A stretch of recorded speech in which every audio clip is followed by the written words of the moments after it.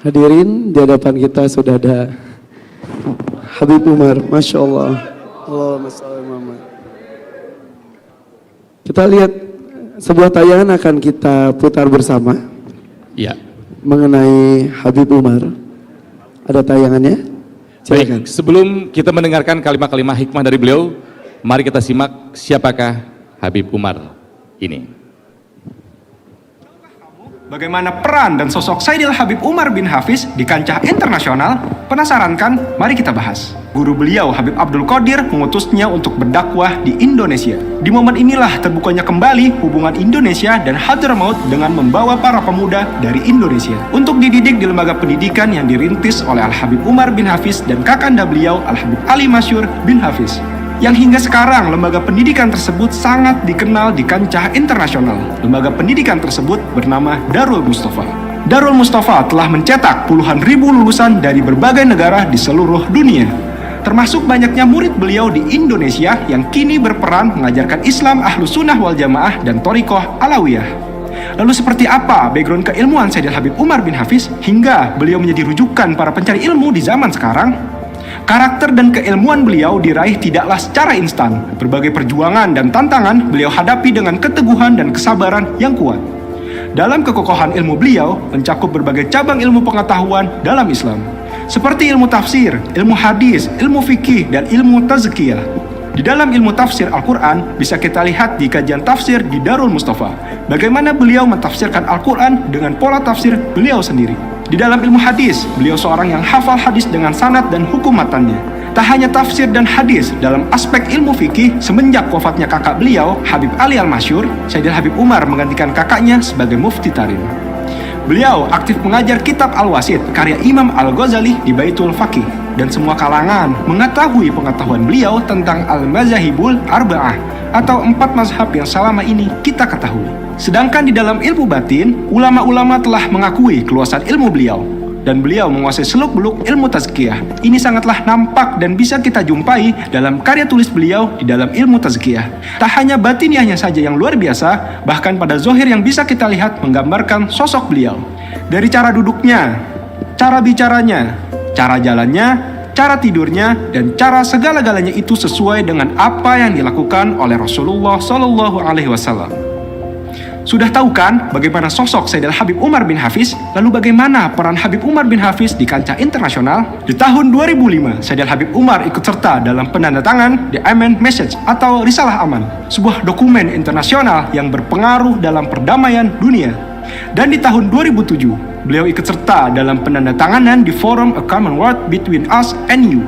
Dan tahun 2008, beliau juga hadir dalam forum internasional A Commonwealth and Future Muslim Christian Engagement di London, Inggris. Tak hanya itu, di tahun 2011, beliau turut serta dalam The Second Muslim Catholic Forum 2011 at the Baptism Site di Yordania. Hingga sekarang, peran Sayyidil Habib Umar juga memiliki pengaruh yang besar di dunia internasional.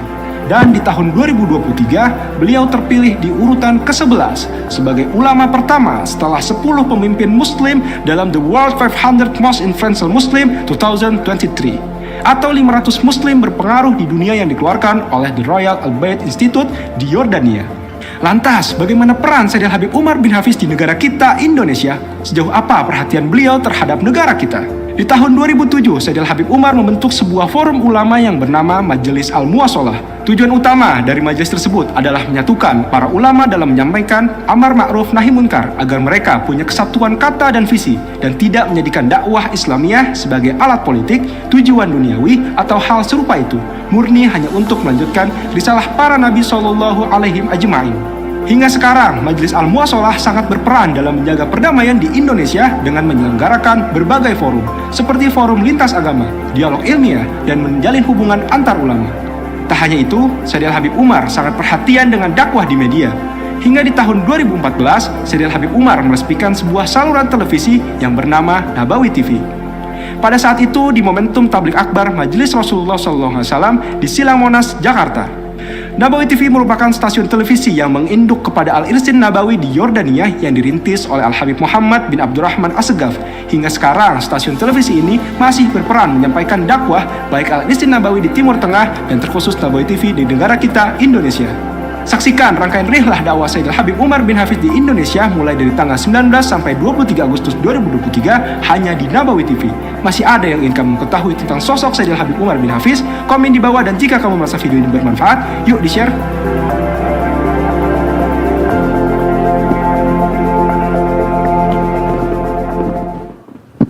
Masya Allah. Habib Umar sudah ada di hadapan kita.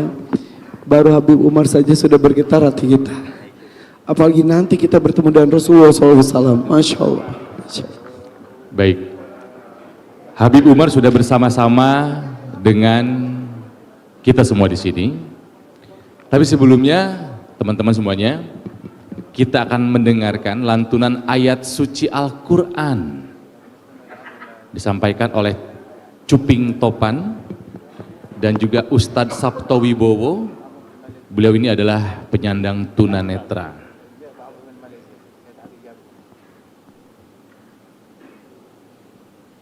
Yang dibacakan adalah Quran surat Ar-Rahman. Mungkin salah satu surat yang menjadi favorit dari teman-teman. Cuping, Ustadz Sabto, kami persilakan.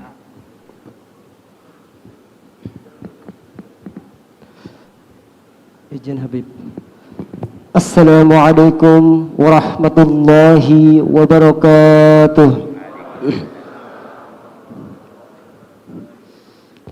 A'udzu billahi minasy syaithanir rajim. Bismillahirrahmanirrahim. Ar-Rahman 'allamal Qur'an,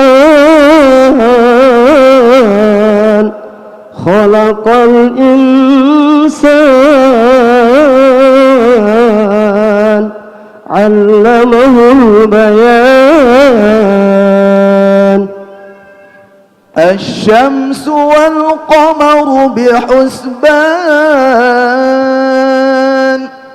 والنجم والشجر يسجدان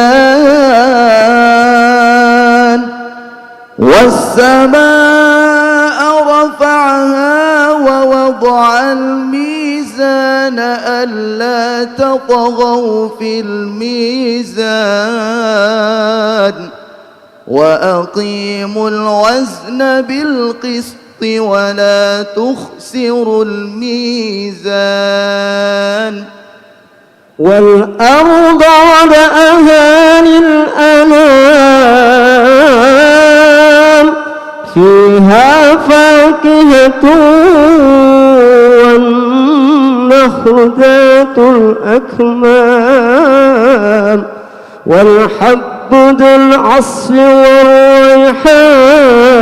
والريحان فبأي آلاء ربكما تكذبان خلق الإنسان من صلصال كالفخار وخلق الجان من مارج من نار فبأي آلاء ربكما تكذبان صدق الله العظيم. Assalamualaikum warahmatullahi wabarakatuh. Waalaikumsalam Waalaikumsalam warahmatullahi wabarakatuh. Allahumma arhamna bil Qur'an. Fa bi ayyi ala'i rabbikuma tukadziban. Maka nikmat Allah mana lagi yang kau dustakan? Malam ini kita sedang menikmati keberkahan itu sendiri. Dan di depan kita Cuping bersama dengan Ustaz Sabto Wibowo berkesempatan mendapatkan Doakum ya.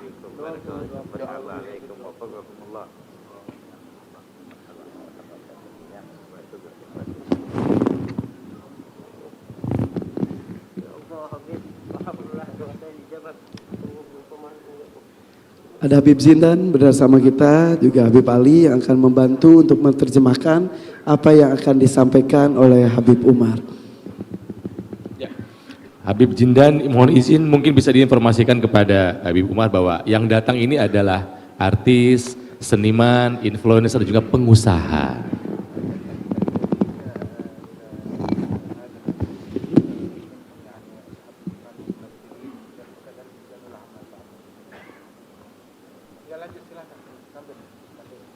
Oke. Kami dengar kurang istirahat hari ini tapi semangatnya luar biasa, Habib.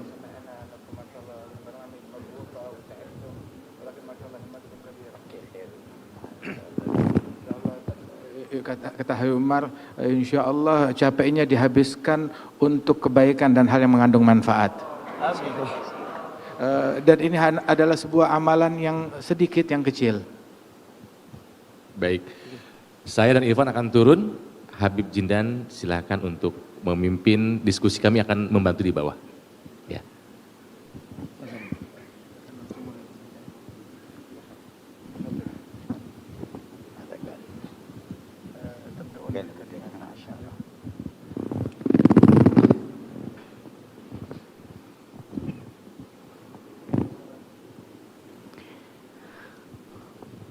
الحمد لله خالقنا وخالقكم وخالق السماوات والأرض وكل شيء.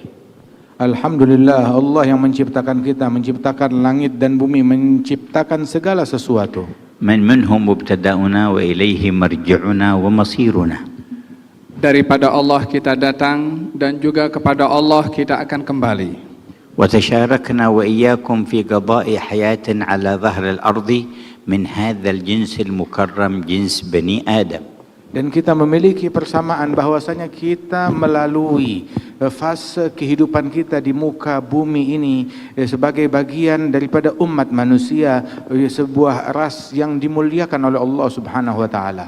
كل واحد منا مر في تكوين جسده هذا الحاضر الآن بيننا بمرحلة النطفة ثم العلقة ثم المضغة.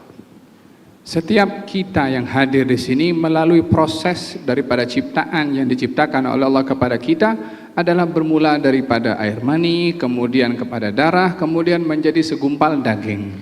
وبعد المضغة تحول جسده إلى هيكل عظمي ثم كسيت العظام لحما ثم نفخ الروح فكان شيئا آخر. Dan setelah gumpalan daging maka menjadi berbentuk sebuah tubuh yang di dalamnya ada tulang, kemudian diliput dengan daging dan kulit di luarnya, dan jadilah manusia yang ditiupkan di dalamnya ruh. ثم خرج من بطن أمه لا يعلم شيئا وجعل له السمع والبصر والفؤاد. Lalu kemudian lahir daripada perut ibunya, tidak mengetahui apapun yang sedang terjadi kepadanya. Allah kasih kepada dia pandangan, Allah kasih kepada dia hati, Allah kasih kepada dia pendengaran.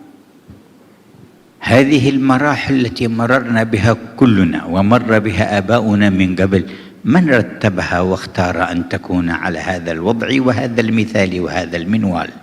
Ini adalah fase-fase yang setiap orang dari kita melalui fase-fase tersebut. Maka kita berpikir, siapa gerangan yang mengatur fase-fase ini secara berurutan hingga semua kita pasti akan melaluinya. وبعد أن جعل لنا السمع والأبصار والأفئدة جعل لنا مرحلة طفولة خارجة عن حد التكليف، ثم جعل لنا مرحلة شباب، ثم جعل لنا مرحلة كهولة، ثم جعل مرحلة شيبة وهرم. Allah Subhanahu wa taala setelah memberikan kepada kita di masa kecil pendengaran, penglihatan dan juga hati, berubah kita menjadi makhluk yang menjadi remaja dan memiliki kekuatan. Lalu setelah kita kuat, akan proses itu kembali kepada masa tua, di mana masa itu kita kembali menjadi lemah, dan ini adalah proses yang akan dilalui oleh manusia. ومنا من يخرج من الدنيا في أيام الطفولة، ومنا في أيام الشباب، ومنا في أيام الكهولة، ومنا في أيام الشيبة. Dan di antara orang tersebut yang mengalami masa kanak-kanak, masa dewasa, masa usia matang dan usia tua tersebut, di antara mereka ada yang baru usia kanak-kanak sudah meninggalkan dunia ini, habis umurnya.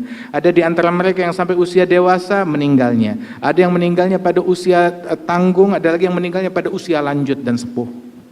من الذي رتب كل ذلك ومضينا عليه من أيام أبينا آدم إلى أيامنا هذه لم يتغير شيء من هذا الترتيب. Siapa yang mengatur dan menyusun sedemikian rupa tadi daripada proses yang ditentukan tadi oleh Allah Subhanahu wa taala, mulai daripada zaman Nabi Adam sampai zaman kita sekarang, tidak ada yang berubah daripada ketentuan yang ditentukan oleh Allah pada ketentuannya pada ciptaan manusia itu. أين تقدمات الإنسان وتطوره على مدار القرون؟ لما لم تمس هذه الأشياء الأصيلة الثابتة؟ Di mana gerangan kemajuan berfikir manusia yang berjalan berabad-abad, kenapa mereka tidak sampai kepada pertanyaan siapa gerangan yang mengatur fase-fase yang dilalui oleh manusia ini tatkala mereka hidup di dunia? إذن فحقيقة ما يقبل التغير والتطور هو الوسائل والأسباب والآلات التي يقضي بها الإنسان شيئا من الأغراض في الحياة الدنيا. Kalau kita ingin mengetahui tentang kemajuan, itu adalah kemajuan pada alat, pada teknologi, pada hal-hal yang boleh dijadikan sebagai sebab untuk manusia memerlukan kepada sebab itu, tapi tidak ada satu kemajuan yang boleh merubah ketentuan qada dan qadarnya Allah pada ciptaan manusia pada fasa-fasa yang disebutkan tadi. وكل هذه الآلات التي تقبل التغيرات والتطورات مستفيدة ومنتفعة وقائم تطورها على تكوين الأرض بهذه الصورة وجعل الشمس والقمر من فوقنا وجعل السماء من فوقنا وعلى ما رتب الخالق من نزول الأمطار ومن تجاذبات وتفاعلات للماديات بما رتبه هو سبحانه وتعالى. Dan daripada semua alat-alat yang menjadi ukuran kemodernan seseorang dan kemajuan suatu negeri dan suatu bangsa tersebut, tidak yang kita pakai untuk daripada keperluan duniawi kita. Tidakkah mereka berpikir akan kehebatan Allah Subhanahu wa taala yang menciptakan alat berupa matahari, bulan, bumi, perputarannya, angin, pergerakannya, yang dari itu semuanya diatur oleh Allah Subhanahu wa taala, musim-musim yang berbeda-beda, turunnya hujan ataupun kemarau, dan siapa gerangan yang mengatur itu semua melainkan hanya Allah Subhanahu wa taala. ولم يتزل الهيئة أن الإنسان يبصر بعينين ويسمع بأذنين ويتكلم بشفتين من عهد آدم إلى اليوم. Dan kalau kita melihat bagaimana hebatnya daripada ciptaan Allah yang tidak dapat ditandingi oleh mana-mana kemajuan yang ada di zaman ini, daripada dulu sampai sekarang manusia itu memandang dengan kedua matanya, mendengar dengan kedua telinganya. Siapa yang boleh membuat seperti itu daripada kemajuan yang ada zaman ini? ولا يملك في تطوره هذا الإنسان وتقدمه أن يحول العينين من الوجه وتوسطهما الأنف ويكونان تحت الجبهة إلى موضع آخر يكون إبصار الإنسان منه إما إلى خلف وإما إلى جنب وإما إلى إصبع. لا يملك أن يفعل شيء من ذلك. Dan sungguh sehebat apapun manusia, tidak dapat mereka untuk memodernkan, mengupgrade dirinya, melihat bukan lagi dari mata lagi, melihat dari jari ataupun melihat dari telinga ataupun memindahkan daripada alat penglihatan tersebut, maka mereka tidak bisa memajukan apa-apa yang sudah diatur oleh Allah Subhanahu wa taala. يمكنه أن يبتكر دواء للعين واستعمالا للنظارات أو العدسات وما إلى ذلك، لكن أن يحول العين إلى غير موضعها لا يستطيع ذلك، وهو فيما يبتكره له حدود محدودة ليس هو الذي حددها، وتنتهي إلى حد لا يستطيع أن يفعل فيه شيء، فيعمى الذي كان بصير تحت أيدي كبار أطباء العالم بقدرة الذي يهب السمع والبصر. Dengan kemajuan yang boleh dicapai oleh manusia, hanya boleh mengobati mata kalau sakit atau telinga, boleh mencari obat atau membuat obat. Itu pun juga pembuatan obat itu dibatasi dengan batasan yang Allah Subhanahu wa Ta'ala membatasinya, sehingga manusia tidak boleh melepasi batasan tersebut. Kadang-kadang orang itu dokter mengobati mata untuk sembuh, ternyata tidak sembuh, boleh menjadi buta, ataupun gagal dalam memberikan obat. Itu adalah batasan kemampuan yang ada pada manusia, yang tidak boleh membuat apa-apa kepada mata, seperti memindahkan mata daripada di depan wajahnya dipindah ke belakang. Tidak mungkin manusia akan boleh berbuat seperti itu. وكان ذلك ما أشار الخالق إليه من قوله لقد خلقنا الإنسان في أحسن تقويم.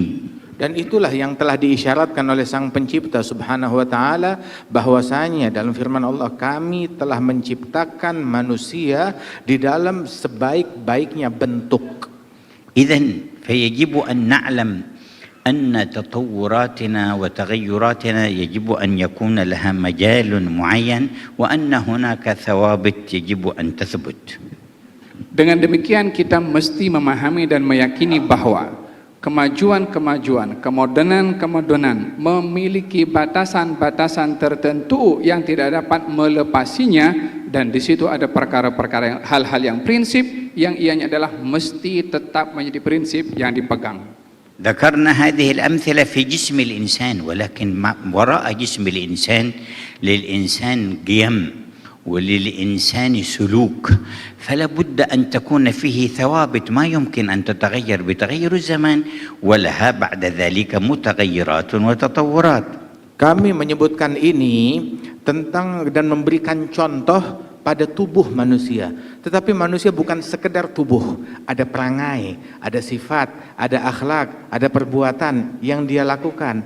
Maka dalam itu semua pun juga, sebagaimana di dalam tubuh ada hal-hal yang mendasar, yang mana itu nggak bisa berubah, mau semodern apapun, ya mata ya tetap tempatnya di situ, yang melihat, mendengar tetap dari telinga, melihat tetap dari mata. Nggak bisa diubah itu semuanya. Maka dalam perangai manusia pun juga ada hal-hal yang mendasar yang tidak bisa diubah dengan dalih atas nama kemajuan atau modernisasi.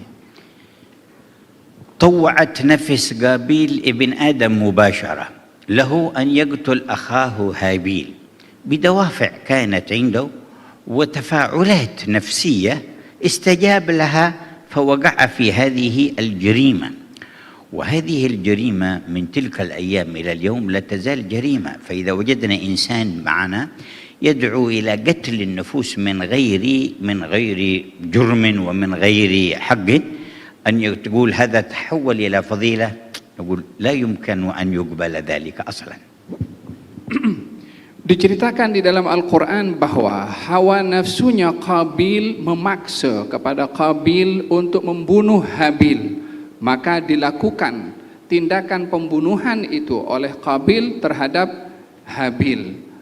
Sejarah pembunuhan ini menjadi dosa kepadanya hingga ke hari ini, tetap ianya adalah menjadi satu perbuatan dosa. Tidak mungkin di zaman ini kalau ada orang yang dia mengajak kepada pembunuhan atau menyetujui akan berlakunya pembunuhan, lalu akan bertukar pembunuhan itu daripada perbuatan dosa dan berubah menjadi perbuatan yang tidak berdosa. Itu tidak mungkin. كان عند إقدامه على القتل يتخيل في نفسه أنه يتوصل بذلك إلى تحقيق غرض وإلى حصول أشياء يحبها، ولكن الواقع أنه لم يحصل شيء من ذلك. Dahulu waktu kedua putra Nabi Adam yang pembunuhnya itu adalah Qabil, waktu dia akan membunuh saudaranya, di dalam benak dia dengan membunuh saudaranya dia akan meraih obsesinya. Apa yang dia inginkan pasti akan tercapai, sehingga itulah yang memacu dia untuk melakukan pembunuhan terhadap saudaranya demi mencapai apa yang dia inginkan dan dia kejar. Akan tetapi ternyata apa yang dia lakukan itu nggak membuat dia berhasil untuk meraih obsesinya. إذن فقد تخيل للإنسان نفسه أنه بعمل معين وتصرف معين يصل إلى غرض مقصود ويكون ذلك خيال محض. Oleh sebab itu, kadang-kadang manusia ini dipengaruhi oleh khayalannya, oleh fikirannya sendiri untuk mencapai kepada sesuatu apa saja yang menjadi ambisinya. Ternyata pada hakikatnya apa yang difikirkan dan diambisikan hanya sekedar khayalan yang tidak akan mungkin sampai kepada hakikat yang diinginkan daripada ambisi tersebut. والذي حصل أنه تعب في الحياة الدنيا ثم لا تقتل نفس ظلما إلى يوم القيامة إلا كان عليه مثل إثمها وعقابها لأنه أول من سن القتل. Dan apa yang didapat oleh Gabil sang pembunuh tersebut, obsesinya dia tidak raih, dan yang dia dapat adalah kesusahan dan derita sepanjang hidupnya. Dan setelah itu semua tidak terjadi pembunuhan di muka bumi sampai hari kiamat, melainkan Gabil dia turut menanggung dosanya pula, sebab dia yang mencontohkan kepada umat manusia cara membunuh.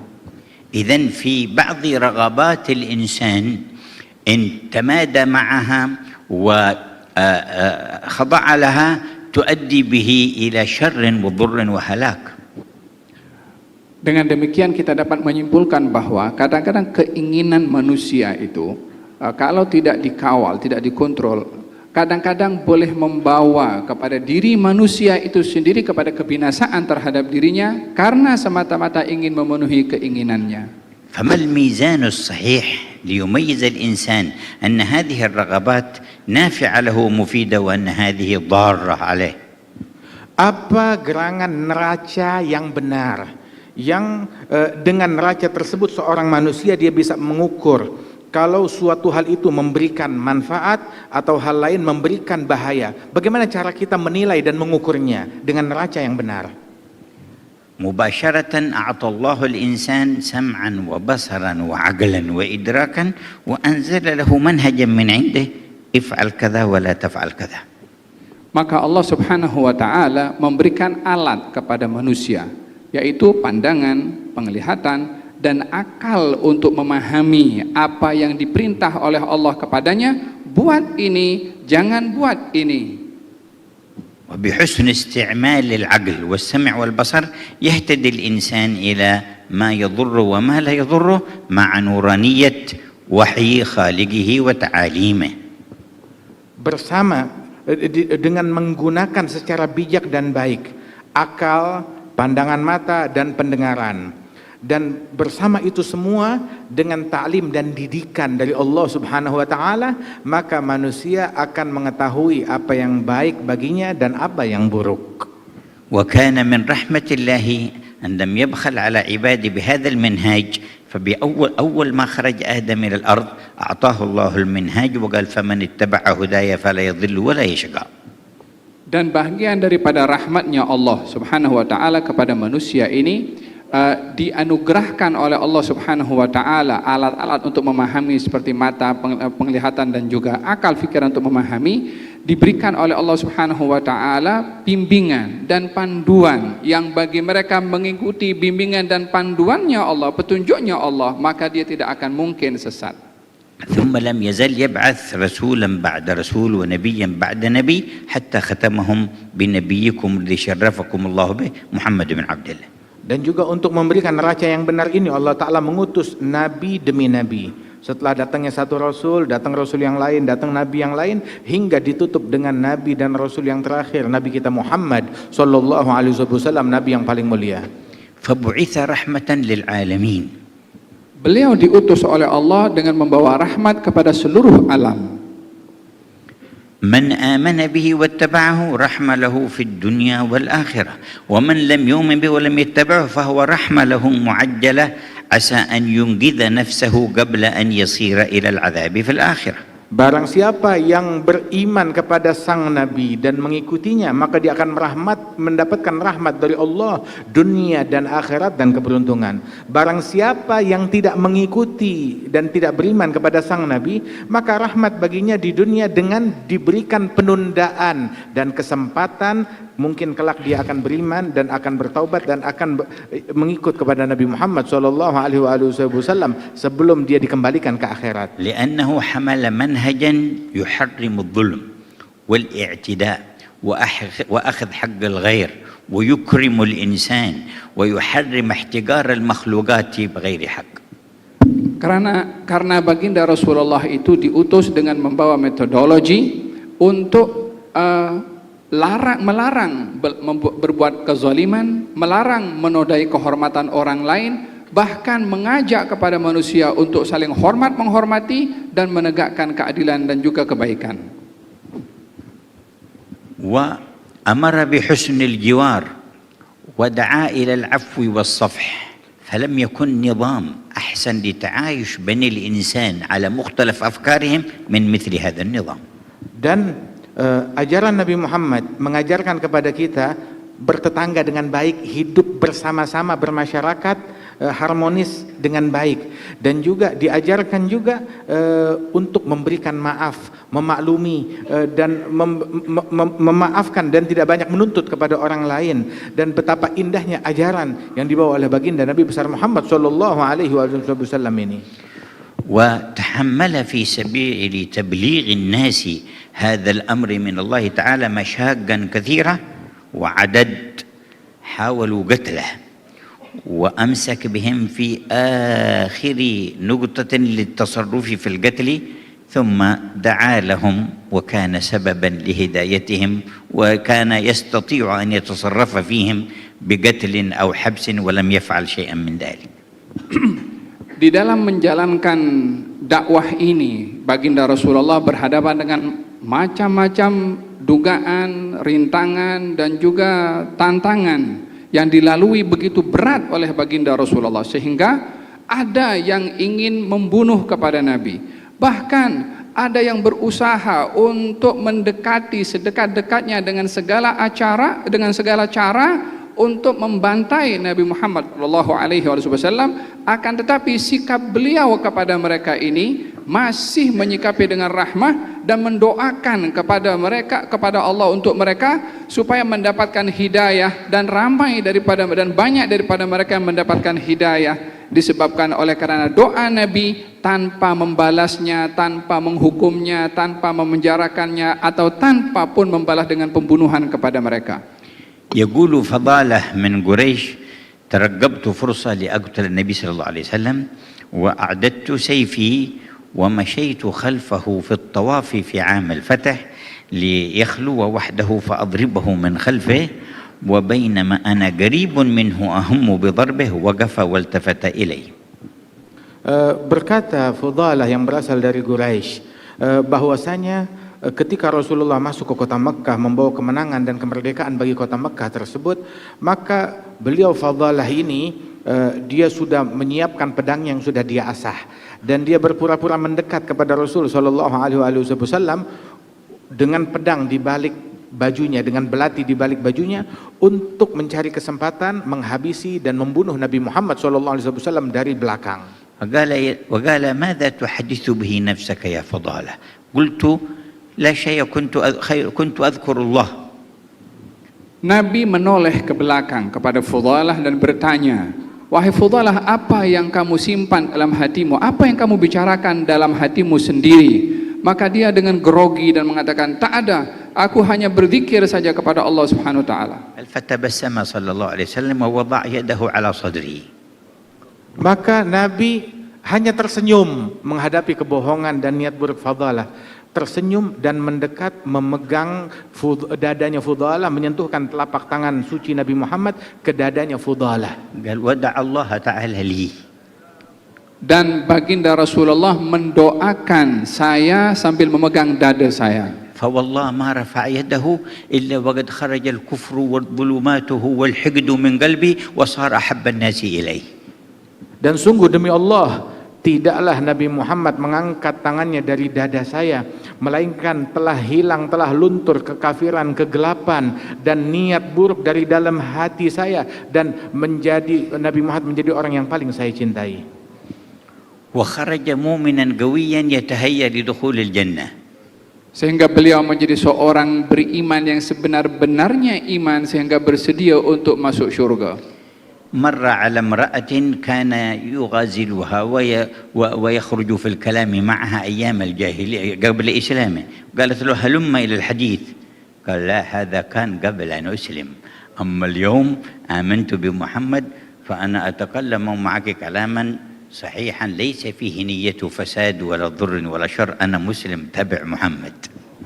Fudalah sebelum Islamnya itu dia dekat dengan para wanita-wanita, bergaul dengan mereka tanpa batasan yang benar sebelum Islamnya. Begitu dia sudah masuk Islam dan Islam kuat di dalam hatinya, saat dia pulang, maka wanita-wanita yang dulu kawan-kawannya dia itu mengajak, ayo sini bermain, bercanda bersama kita. Maka dia bilang, itu dulu, sekarang aku telah mengenal Nabi Muhammad SAW, maka harus ada batasan. ودعا أهل الطائف للإسلام فرموه بالحجارة وصفوا له صبيانهم وسفهاءهم يرمونه وهو يمشي بينهم يرمونه بالحجارة صلى الله عليه وسلم حتى أخرجوا الدم من رجليه وليس معه إلا زيد بن حارثة حتى خرج من الطائف صلى الله عليه وسلم.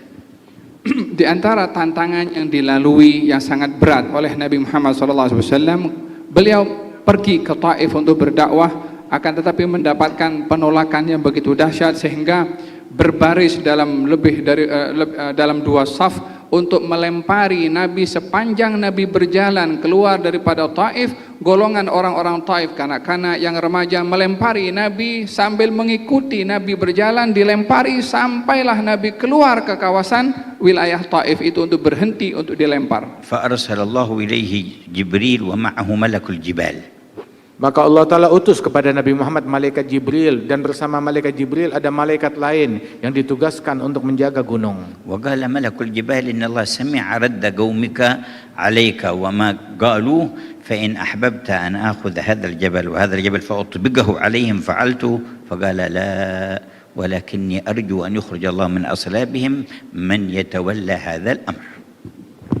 Dua malaikat penjaga gunung itu mengatakan dan menawarkan kepada baginda Rasulullah, kalau kamu mahu, kami akan angkat dua gunung ini dan kami jatuhkan dua gunung ini kepada penduduk Taif yang melempari kamu, yang menghalau kamu, yang mengusir kamu, dan kami binasakan dengan kami jatuhkan dua gunung kepada mereka. Nabi menjawab, jangan, tetapi aku mengharapkan keturunan mereka itu yang boleh membawa dan memperjuangkan agama ini. قال له ملك الجبال صدق الذي سماك الرؤوف الرحيم. Maka malaikat gunung tersebut berkata, sungguh benar, maha benar Allah yang menabangkan engkau sebagai rahmat bagi alam semesta. هؤلاء الذين آذوا فكر في أولادهم الذين سيأتون.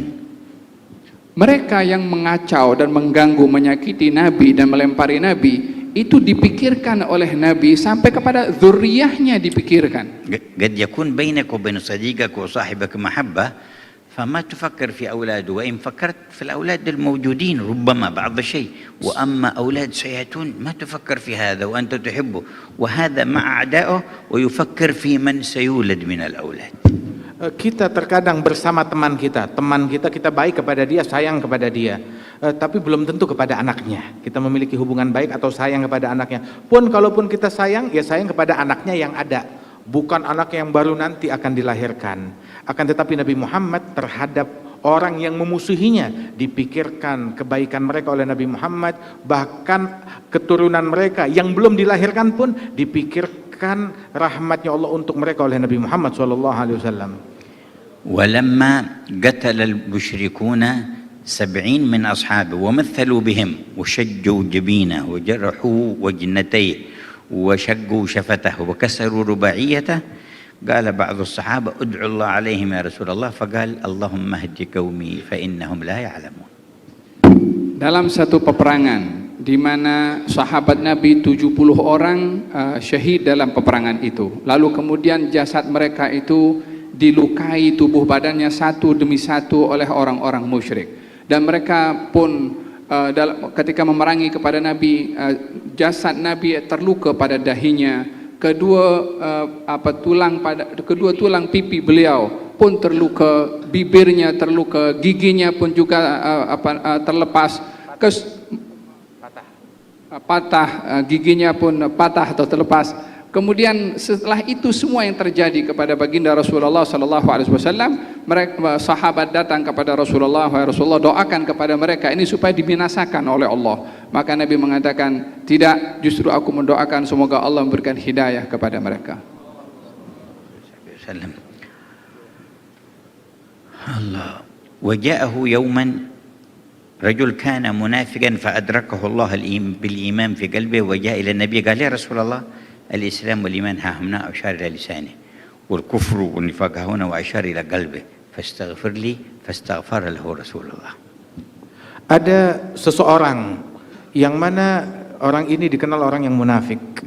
Dia datang kepada Nabi Muhammad begitu menyesali perbuatannya, dan dia bilang kepada Nabi Muhammad secara vulgar, terang-terangan. Dia bilang, ya Rasulullah, iman saya itu di sini di mulut. Adapun di dalam hati saya adalah kebencian dan kekafiran. Maka tolonglah doakan saya, mohonkan ampunan Allah untuk saya biar saya berubah. Maka segera Nabi Muhammad mengangkat kedua tangannya mendoakan orang tersebut dan memohonkan ampunan Allah bagi orang itu. ثم قال له: يا رسول الله، كان معي عدد اجتمعنا وإياهم ضدك وضد ما جئت به، هل أدلك عليهم؟ قال: لا، بل من جاءنا منهم كما جئتنا استغفرنا له كما استغفرنا لك، ومن لم يجي فأمرهم إلى الله وحسابهم على الله. Lelaki tadi mengatakan kepada Rasulullah, wahai Rasulullah, dahulu kami ini ada beberapa orang yang bersama dengan mereka memusuhi, memerangi dan menyakiti kepada kamu. Mahukah saat ini aku tunjukkan kepada kamu tentang keberadaan mereka? Kata baginda Rasulullah, jangan. Yang datang daripada mereka kami terima dan kami doakan semoga Allah ampunkan kepada mereka. Yang tidak datang kepada kami untuk beriman, semoga Allah Subhanahu wa taala yang mengurus kepada mereka. فما أجمل من هديه في حسن تعايش الناس مع بعضهم. Sungguh alangkah indah metodenya Rasulullah yang mengajarkan kepada umat manusia cara hidup berdampingan dan keharmonisan antara mereka satu sama lain. لما أسر الأسرى من غزوة بدر أوصى الصحابة بالأسرى خيرا، فكانوا يخصونهم بأحسن الطعام يعطونه للأسرى وهم يأكلون دونه. Cara Nabi mengajarkan kebaikan dalam berinteraksi dengan semua orang dalam satu peperangan, ketika dalam peperangan Badar, ketika kaum muslimin berhasil menawan beberapa tawanan, Nabi berpesan kepada kaum muslimin, berbuatlah kamu ihsan kepada tawanan-tawanan kamu. Maka mereka kaum muslimin yang menerima arahan daripada Rasulullah untuk berbuat baik hatta kepada tawanan yang awalnya memerangi kepada mereka, kalau memberikan makanan tawanan itu lebih baik daripada makanan yang dimakan oleh orang yang menawan daripada sahabat Nabi. ومروا أمامه بجنازة يهودي فبكى صلى الله عليه وسلم، فقال بعض أصحابه: كيف تبكي يا رسول الله، هذا يهودي؟ قال: نفس تفلتت علي إلى النار فأنا أبكي على هذا. Sekali Nabi Muhammad menyaksikan di hadapan beliau itu ada jenazah Yahudi yang digotong menuju pemakaman. Maka Nabi melihat hal tersebut, Nabi menangis, berdiri dan menangis. Maka dia bilang, ya Rasulullah, engkau menangisi jenazahnya Yahudi. Maka Nabi mengatakan, ini adalah sebuah jiwa yang gagal untuk aku selamatkan, kata Nabi Muhammad SAW. Itu yang membuat aku menangis. وكان بعض أولاد اليهودي يأتي إلى بيته صلى الله عليه وآله وسلم ويتردد عليه ثم مرض ذلك الشاب. Ada seorang anak daripada keluarga Yahudi yang sering datang kadang-kadang ke rumah Rasulullah SAW dan dilihat oleh baginda Rasulullah, sering dilihat, sehingga satu hari ketika anak itu sakit, maka diziarahi oleh baginda Rasulullah walaupun dia seorang Yahudi. جاء النبي يعوده إلى بيت أبيه ثم عرض عليه الإسلام، قال: قل لا إله إلا الله أشهد لك بها عند الله يوم القيامة. فنظر الولد في وجه أبيه قال له: أطع أبا القاسم، فنطق بالشهادة ومات. فخرج النبي فرحان يقول: الحمد لله الذي أنقذه بي من النار. Nabi Muhammad menjenguk anak Yahudi yang sakit, dijenguk ke rumahnya, ke rumah ayahnya. Kemudian Nabi Muhammad melihat ini anak sudah sakit keras akan meninggal, maka Nabi Muhammad berdakwah kepada beliau, anak yang selalu membantu di rumahnya Nabi Muhammad. Ucapkanlah kalimat la ilaha illallah, aku menjadi saksimu besok di hari kiamat kalau engkau telah masuk Islam. Maka anak tersebut kepingin, dia meminta persetujuan ayahnya, menatap kepada ayahnya, memohon persetujuan. Maka sang ayah menghormati keinginan anak tersebut dan berkata, wahai anakku, turuti perkataan Abul Qasim. Maka anak itu bergembira dan mengucap kalimat la ilaha illallah, bersyahadat di hadapan Rasulullah. Kemudian tak lama wafat di hadapan Nabi Muhammad. Nabi keluar dari rumah Yahudi tersebut yang anaknya baru saja meninggal dalam keadaan Islam. Nabi tersenyum, bergembira, berbahagia dan berdoa, Alhamdulillah yang menyelamatkan anak tersebut dengan hidayat yang dibawa oleh Nabi Muhammad.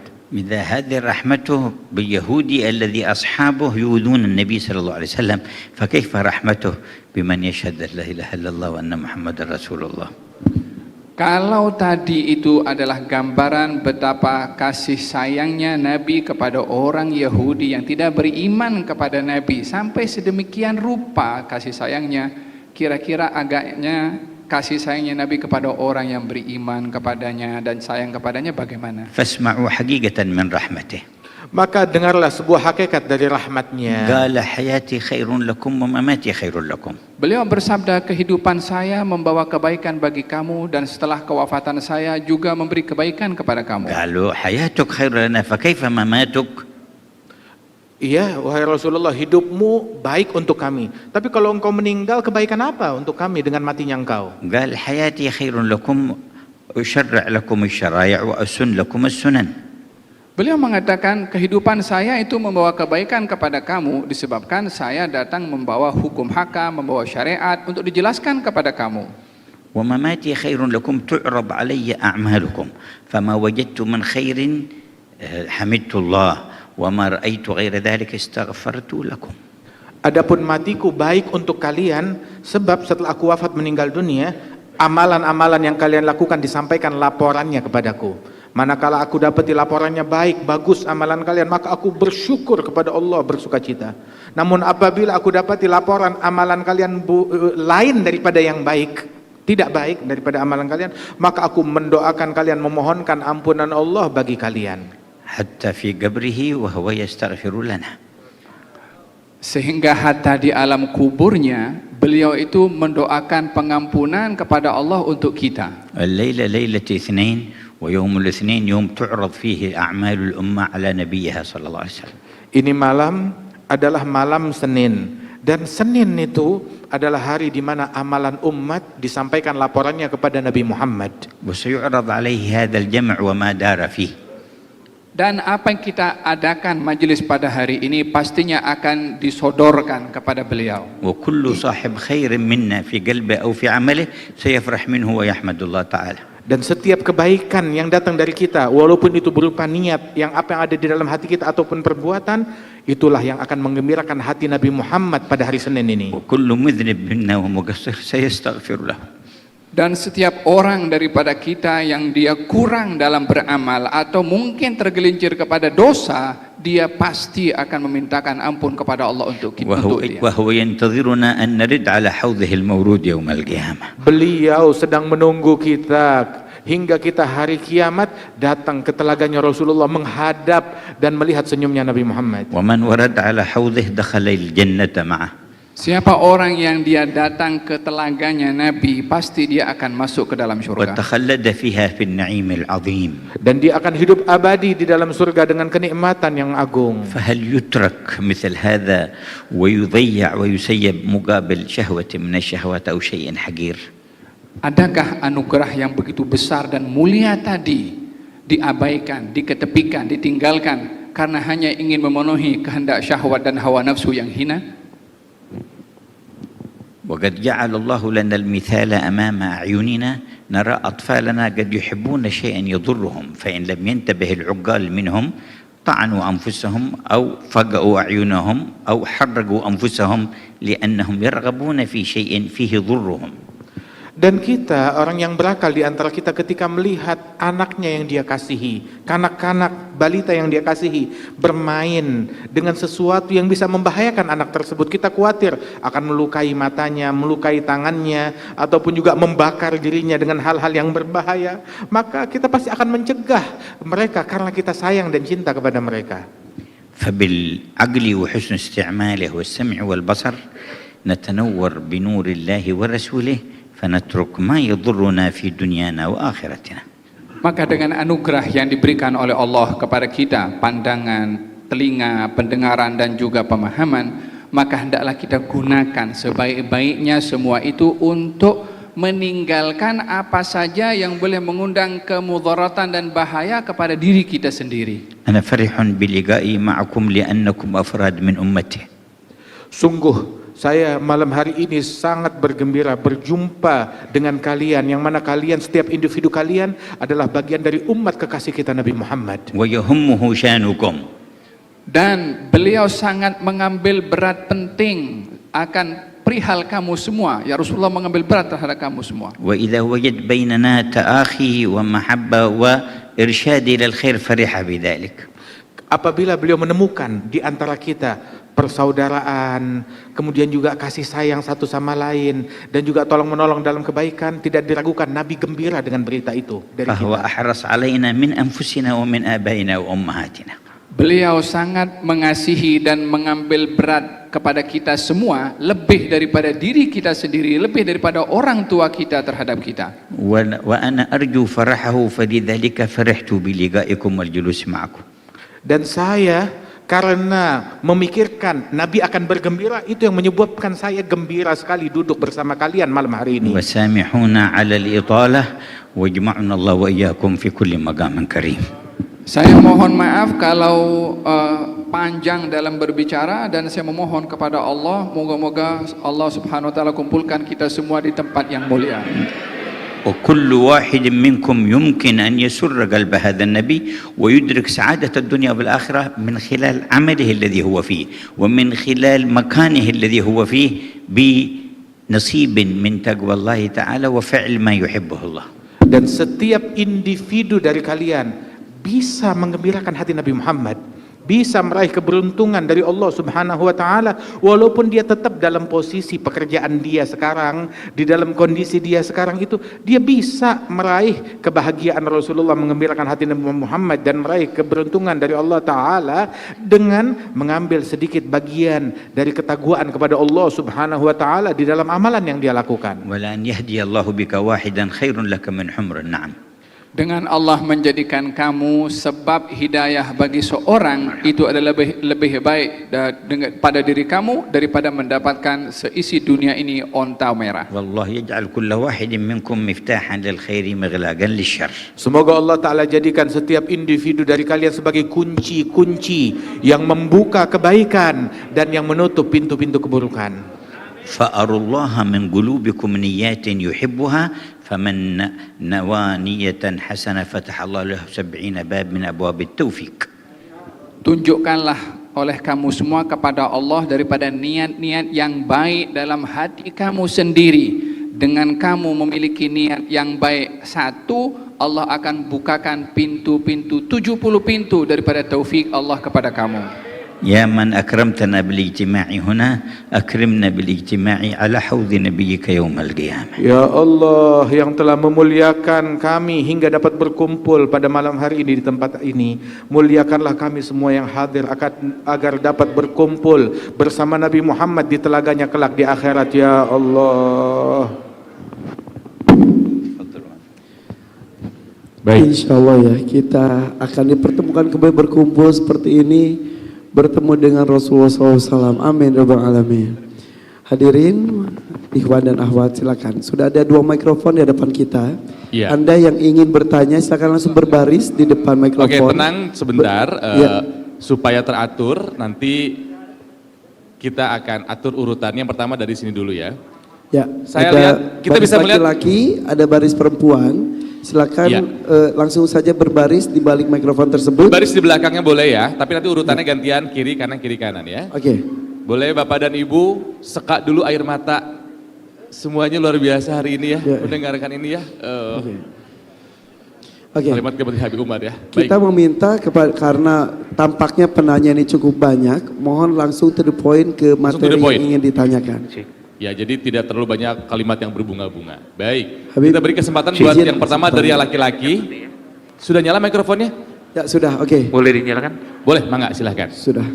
Oke, kita mulai saja mungkin, silakan. Assalamualaikum warahmatullahi wabarakatuh, Habib.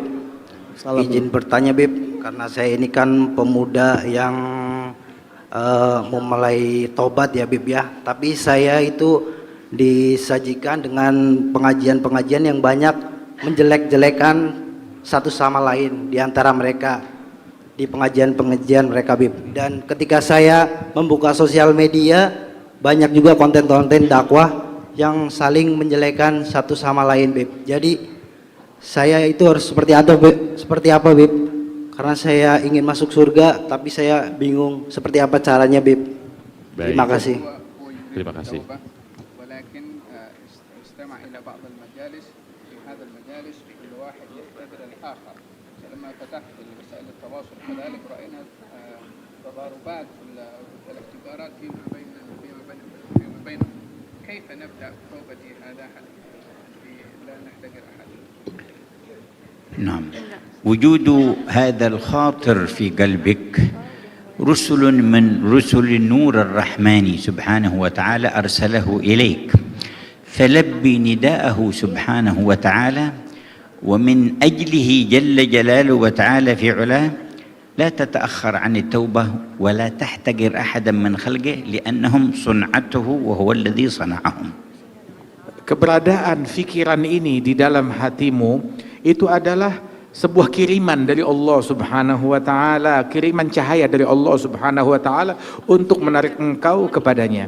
Maka jangan fikiran ini membuat engkau mundur dari taubat kepada Allah Subhanahu wa taala, tetap lanjut di dalam menempuh jalan untuk mendekat kepada Allah Subhanahu wa taala. ومهما رأيت من يؤذيك أو يسبك أو يحتقرك فاعلم أنك أمام خيارين، خيار أن ترد عليه بمثل كلامه وتسلم من العذاب ويسقط حقك، وخيار أن تصبر على ذلك فيرتفع قدرك عند الله وتعظم أجورك. Dan ketika engkau menghadapi omongan orang yang mencemooh dan merendahkan engkau, maka kita dihadapi kepada pilihan untuk kita berucap ucapan yang sama seperti dia membalasnya, atau dengan kita bersabar dan mengharap pahala dari Allah Subhanahu wa taala dan menghindari daripada omongan-omongan tersebut. يكون الذي اعتدى عليك أو تطاول عليك سبب في قربك من ربك ومرضاة ربك، والنبي صلى الله عليه وسلم مع رجوعه من الطائف قال في الدعاء إن لم يكن بك علي غضب فلا أبالي ولكن عافيتك هي أوسع لي. Dan ketika engkau menghadapi daripada cacian, makian dan intimidasi terhadap engkau yang ingin kembali kepada Allah Ta'ala, maka bayangkanlah Nabi Muhammad SAW yang ketika pulang dari Taif setelah dilempari, diganggu, tubuhnya berdarah-darah dan babak belur, maka beliau berdoa kepada Allah Ta'ala, ya Allah, asalkan engkau tidak murka kepadaku, maka aku tidak peduli dengan gangguan mereka. وخذ الفائدة الكبيرة، الله أفرح بتوبة عبده المؤمن من العقيم الوالد والضال الواجد والظمآن الوارد. Dan ambillah sebuah hadis dari Nabi Muhammad, sungguh Allah lebih bergembira dengan taubatnya seorang mukmin melebihi seseorang yang tadinya mandul kemudian tahu-tahu bisa melahirkan anak, daripada seseorang yang tadinya tersesat kemudian menemukan jalan untuk pulang, daripada seseorang yang kehilangan bekalnya di padang pasir kemudian dia hampir mati dan menemukan bekalnya dan bisa hidup kembali. فهو الغني عنا ومع ذلك يفرح بتوبتنا رحمة بنا. Allah nggak butuh kepada taubatnya kita dan taatnya kita. Namun Allah Ta'ala gembira dan ridha manakala kita mau kembali dan bertaubat kepada Allah Subhanahu wa Ta'ala. Padahal kita yang untung dengan kita taubat, bukan Allah. إلهنا نعم الإله إلهنا نعم الرب ربنا. Alhamdulillah, sebaik-baiknya Tuhan adalah Tuhannya kita, penciptanya kita Subhanahu wa Ta'ala. Sudah terjawab ya. Terima kasih. Oke, sebutkan namanya. Assalamualaikum warahmatullahi wabarakatuh. Saya Kartika Putri.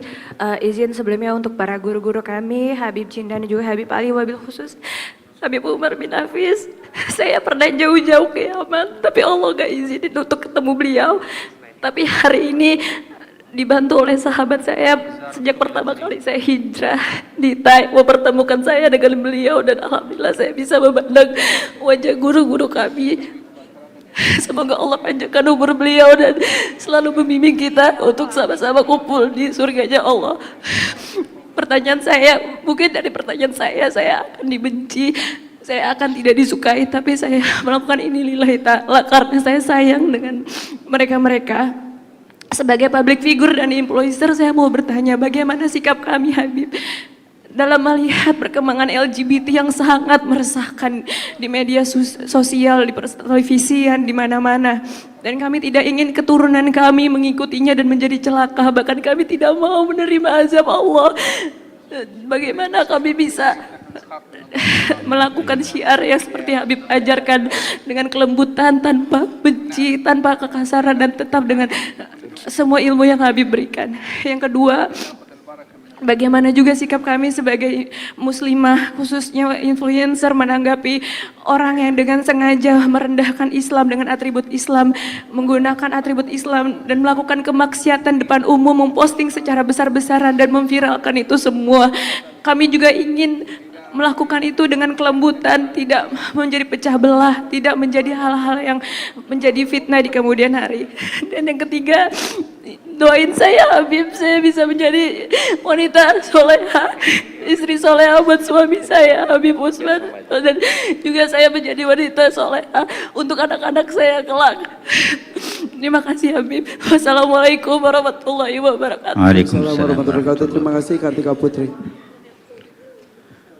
مهما احتقرك من احتقرك من الناس فهل ترضين أن يقابل ذلك أن يفرح الله بأوبتك ورجوعك وطاعتك وأن يستغفر لك نبيه خير خلقه صلى الله عليه وسلم. Seburuk apapun orang merendahkan kita, merendahkan engkau dengan ucapan mereka, makian mereka, akan tetapi bukankah imbalannya adalah kegembiraan hati Rasulullah sallallahu alaihi wasallam dan keridhaan dari Allah Subhanahu wa taala. فإذا استحضرت عظمة هذا صغر احتقار المحتقرين بل هم يحتاجون إلى من يرحمهم في حالتهم هذه لأنهم بحسب امرئ من الشر أن يحقر أخاه المسلم. Dan apabila engkau menyadari akan hal ini, bahwasanya mendapatkan, apabila kita tidak menanggapinya dengan keburukan pula, maka kita akan mendapatkan kebaikan dari Allah Subhanahu wa taala. Dan sungguh di dalam hadis disebutkan cukup seseorang dianggap sebagai pelaku kejahatan dengan merendahkan saudaranya yang muslim. كان أحد شيوخنا الحبيب علوي بن شهاب عليه رحمة الله يقول أنا ما أنام في ليلة وفي قلبي غش على أي أحد من الناس بل أطهر قلبي ولا أدري من الأفضل عند الله تعالى. Salah seorang guru daripada guru kami itu dahulu beliau mengatakan, saya tidak mau tidur di malam hari sedangkan di hati saya ada benci kepada satu manusia pun juga. Saya tidur di malam hari di hati saya nggak ada benci kepada siapapun. Bahkan saya memandang manusia, saya tidak tahu, kalau saya tidak menganggap diri saya lebih mulia dari siapapun, saya nggak tahu siapa yang lebih mulia di mata Allah Ta'ala, saya ataupun mereka. وكان إبراهيم بن أدهم من خيار هذه الأمة وصلحائها في القرون الأولى يحرس بستانا لبعض الناس فجاء جندي يريد أن يأخذ من البستان فقال له هذه أمانة ولا أمكنك من ذلك فأبى فضربه على رأسه أولا وثانيا وثالثا قال أما الرأس فاضربه وأما حق الناس ما أعطيك إياه فلما يئس منه مشى فلما مشى قال له بعض الناس تدري من هذا؟ قال من؟ قال إبراهيم بن أدهم وكان يعرف أن هذا الاسم اسم صالح من الصالحين. رجع إليه وقال من فضلك سامحني أنا ما عرفتك. قال لم ترفع يدك مرة من فوق رأسي لأن قد سامحتك. قال لماذا؟ قال لأنني أحصل أجر بسببك فكرهت أن أحصل بسببك أجر وأنت تحصل وزر من ورائي فأنا أسامحك.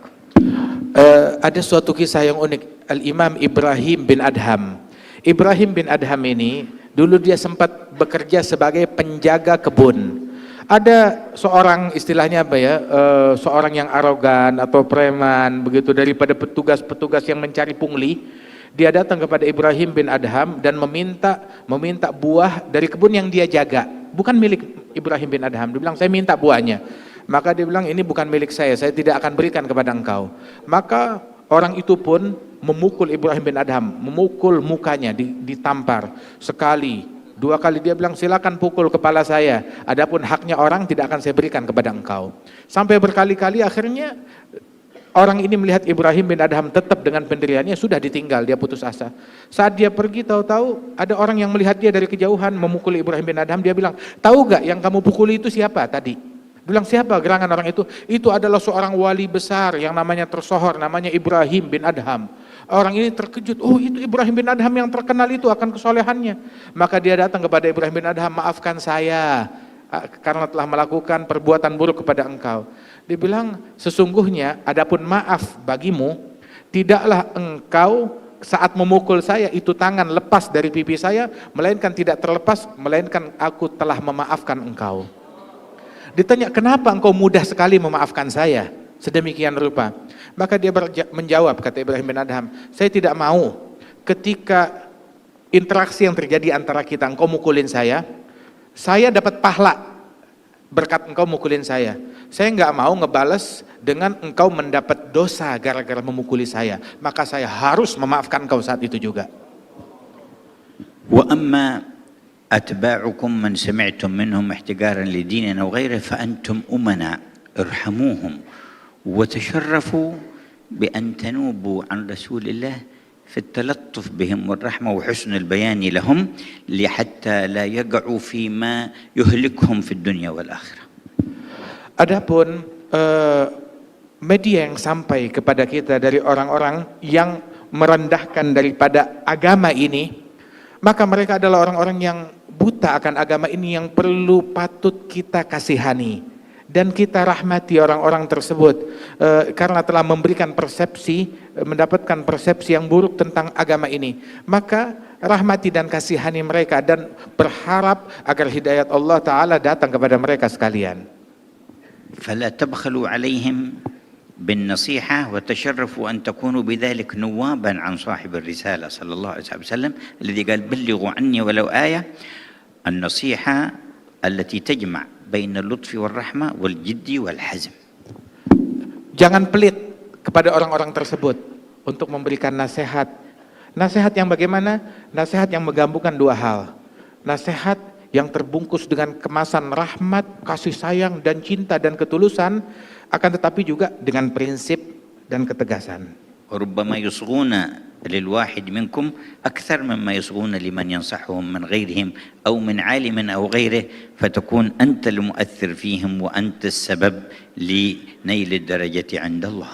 Barangkali orang tersebut yang kita nasihati akan banyak terpengaruh dengan nasihat kita lebih daripada apa yang dia dapat daripada pengaruh-pengaruh yang memprovokasi dia untuk melakukan kejahatan atau keburukan penghinaan terhadap Islam tersebut, dan engkau pun menjadi sebab orang itu mendapatkan hidayat dari Allah Ta'ala. لأن من دل على هدى كان له من الأجر مثل أجور من تبعه من دون أن ينقص من أجورهم شيء.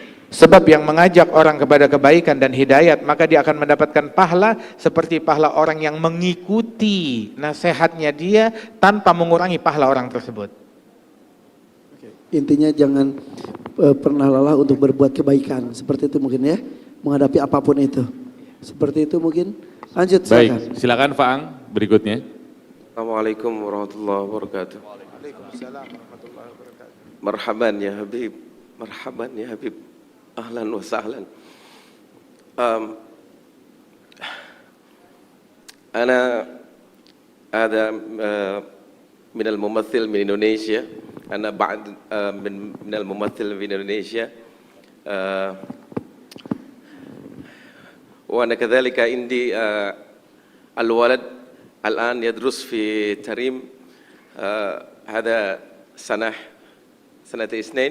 سنتين هناك. دعوتكم أنا أريد ولدي يدخل إلى دار المصطفى يا حبيب. دعوتكم يا حبيب. حبيب Apa katanya saya nggak ngerti. Dia adalah apa namanya memiliki anak di di Tarim, sedang menuntut ilmu dan berharap anaknya bisa belajar di tempatnya Al Habib Umar bin Darul. Masya Allah. Oh gitu Pak Ang. Ya. Oh gitu Bang. دحين في معهد Al-Idrus ya Habib. Habib, saya bahasa Indonesia aja deh ya. Nah iya gitu. Kita nggak ngerti Pak Ang. Astagfirullahaladzim. Nggak ngerti. Ya Habib, kami ini entertain yang mungkin dekat sekali dengan kemaksiatan, dengan dosa. Mungkin sebagian kami juga banyak yang berangkat umrah, banyak yang bisa berangkat haji. Setelah umrah kami merasa seperti malaikat. Tapi seminggu, 2 minggu, sebulan, 3 bulan setelah itu rasanya malaikat itu hilang sama sekali ya Habib. Terus bagaimana kami untuk memanage iman kami supaya iman kami ini kalaupun berkurang jangan berkurang banget gitu ya Habib.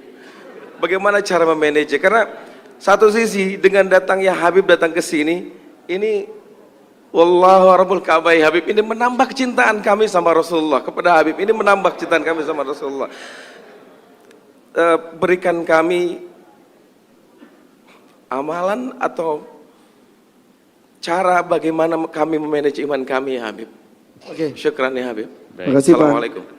Assalamualaikum. Oh iya Habib, satu ada permintaan lagi. Kalau boleh Habib jangan setahun sekali datang ke sini. Tapi kalau boleh Habib datang setiap hari ke kami ya Habib. Nahnu nuhibbukum ya Habib, nahnu nuhibbukum ya Habib. Allahumma salli, Allahumma qalbi mustaqil tarim. Salak bijahil Habib, salak bijahil Habib. Ziarah tarim, ya tarim mu'alaha, ya tarim mu'alaha, ya tarim mu'alaha. Assalamualaikum warahmatullahi wabarakatuh. Waalaikumsalam warahmatullahi Habib wabarakatuh. Jindan, punten diberitahu Habib Umar bahwa beliau ini adalah salah satu vokalis, salah satu band besar di Indonesia, nama bandnya Wali. Wali, Habib.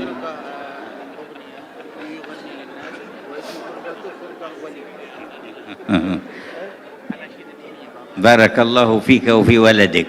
Amin ya Allah. Semoga Allah memberikan keberkahan kepada kalian. Masya Allah.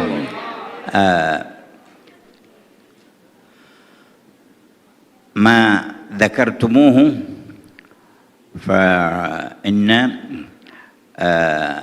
ذاكر الله في الغافلين بمنزلة الصابر في الفارين، والذي يستمسك بطاعة الله في موضع يعصى فيه يكون أجره كبير. Apa yang engkau sebutkan itu disebutkan oleh Rasul Shallallahu Alaihi Wasallam tentang fadilahnya orang yang ingat kepada Allah di tengah khalayak yang lupa kepada Allah Ta'ala. Maka orang yang ingat dan berzikir kepada Allah di tengah khalayak tersebut, itu ibaratnya bagaikan orang yang tetap teguh berjihad di jalan Allah di tengah orang-orang yang kabur melarikan diri daripada perjuangan dan jihad tersebut. Dan pahalanya besar sekali orang itu. لا تجر المعصية ولا تجر نفسك على المشاركة فيها وتمنى للعاصي أن يكون من التائبين والمهتدين. Kita jangan pernah menyetujui suatu kemaksiatan dan jangan pernah ridha akan suatu kemaksiatan pada diri kita ataupun pada orang lain. Akan tetapi juga sebisa mungkin kita membimbing orang lain, merangkul orang lain untuk lebih dekat kepada Allah Subhanahu wa taala dan menempuh jalan hidayat dan tertarik kepada kebaikan. ومهما رجوت أن ينتفع بك أحد أو تكف بعض الشر أو تقرب أحدا إلى الخير فانوي هذه النية لتحصل لك الدعوة إلى الله. Dan manakala engkau bisa menarik seseorang kemudian ataupun melakukan daripada kebaikan-kebaikan tersebut, niatkan apa yang kita lakukan ini di dalam profesi kita itu menjembatani sebagai media untuk berdakwah di jalan Allah Subhanahu wa taala. وإذا لم يتيسر لك شيء من ذلك وخفت على نفسك فرتب لنفسك ترتيب أن تكون في مكان لا خوف عليك فيه. Apabila kita dalam posisi kita bisa melakukan itu, keberadaan kita di tengah-tengah mereka bisa menjadi dakwah, mengajak orang untuk menjadi lebih baik, maka alhamdulillah. Tapi kalau tidak bisa, malah kita terbawa menjadi insan yang lebih buruk, maka hendaknya kita menghindari daripada situasi-situasi yang demikian. أما التوبة إلى الله فلا تبخل بها عن نفسك ولا تتقاعس عنها ولا تتكاسل، فإنه ما مراد عدوك منك في إيقاعك في المعصية إلا بعدك عن الله تبارك وتعالى، وما مراد الله من فتح باب التوبة إلا خذل عدوه وتقريبك إليه. فكما أنك عدت إلى الذنب فعد إلى التوبة ولا تكسل عن ذلك واستمر فإذا علم الله فيك الصدق جاء وقت يحول بينك فيه وبين المعاصي ويوفقك للثبات. Adapun untuk bertaubat dan kembali kepada Allah Subhanahu wa taala, maka jangan pernah berhenti ataupun menjadi malas-malesan untuk taubat dan selalu kembali kepada Allah Subhanahu wa taala sebanyak apapun dosa kita dan kesalahan kita, dan sesering apapun kita balik lagi kepada kemaksiatan. Sebab syaitan itu dia punya misi untuk selalu menjebloskan seseorang dalam kemaksiatan. Dan setan ini musuhnya Allah Ta'ala. Dan Allah Ta'ala bukakan pintu taubat seluas-luasnya untuk menggagalkan upaya syaitan. Maka sebagaimana seseorang sering kali, berulang kali balik bikin dosa lagi, udah taubat bikin dosa lagi, maka juga bikinlah berulang kali selalu bertaubat kepada Allah Subhanahu wa taala. Sebanyak apapun kita terpuruk dalam kemaksiatan, maka perbanyak selalu taubat kita kepada Allah Ta'ala. كما أراد عدوك أن يخزيك بمعصية ربك فأخزه أنت بالتوبة إلى ربك. Sebagaimana musuh kita syaitan ingin menghinakan kita dengan maksiat kepada Allah, maka hinakan dan kecewakan syaitan dengan kita bertaubat lagi kepada Allah Ta'ala. ولما جاء بعض السفهاء فسب صالحا من الصالحين فقال له هذا صالح لأغيظن من أمرك بسبي أنت في حل وأنت مسامح وغفر الله لك. قال أنا الآن أغضت الذي أمرك بسبي وهو الشيطان. Ketika seseorang mencaci maki seorang soleh dengan cacian yang sangat provokatif, maka orang yang soleh tersebut yang dicaci maki, dia berkata kepada si pencaci itu, sungguh saya akan membuat kesal dalang yang memprovokasi engkau untuk mencaci saya. Dengan apa membuat kesalnya? Yang dalang yang membuat engkau kesal, yang membuat engkau mencaci saya adalah syaitan, dan saya akan mengecewakan dia dengan saya memaafkan engkau, dan saya bersihkan hati saya terhadap engkau, tetap saya cinta kepada kamu, sehingga syaitan kecewa dan gagal upayanya. ويعينك على تطهير قلبك وعلى سرعة النور إليك أن تقرأ اسم الجلالة اسم ربك الله الله الله بمد اللام وسكون الهاء 66 مرة كل ليلة. Dan sungguh di antara hal yang membantu kita untuk istiqamah, membersihkan hati kita dari keinginan kepada selain Allah Ta'ala dan kecenderungan untuk menyimpang dari jalan Allah Ta'ala, itu yang bisa membantu kita itu adalah dengan kita banyak berzikir Allah, Allah, Allah. Itu yang mengikis segala kecenderungan kepada selain Allah dari hati kita. Kalau perlu kita ulang-ulang sebanyak 66 kali. وتقرأ 7 مرات من سورة الناس في الصباح وفي المساء. Dan memperbanyak membaca surat An-Nas. Kita baca surat An-Nas marah wahidah. 7 مرات. Membaca surat An-Nas sebanyak 7 kali di pagi hari dan 7 kali di sore hari membaca surat An-Nas. وبعد كل صلاة آية الكرسي مرة واحدة. Dan yang membantu istiqamah kita pun juga mensucikan hati, setiap habis sholat 5 waktu baca ayat kursi 1 kali.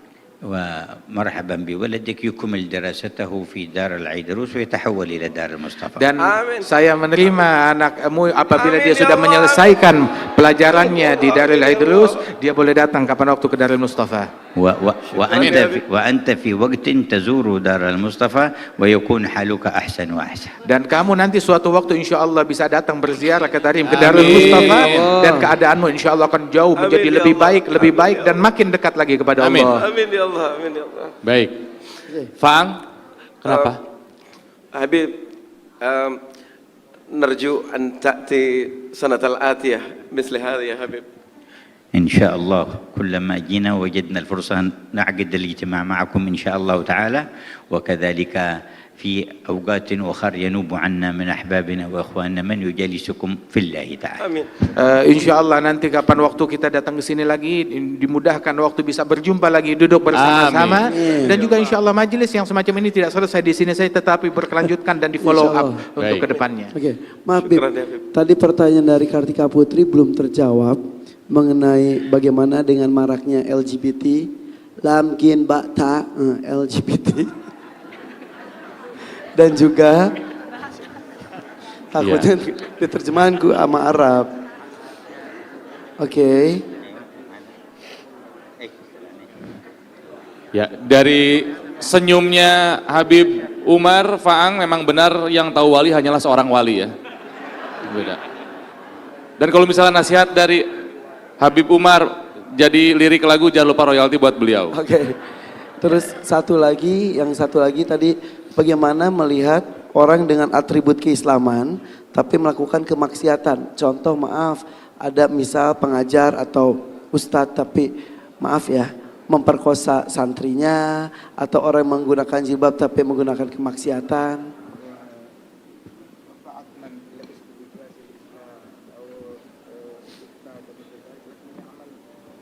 Dan mohon maaf, informasi paling baru setelah yang Mbak ini adalah penanya terakhir. Jadi mohon maaf waktunya terbatas. Jadi yang lain boleh duduk lagi saja karena kita akan ada sesi foto setelah satu ini. Terima kasih hatur nuhun.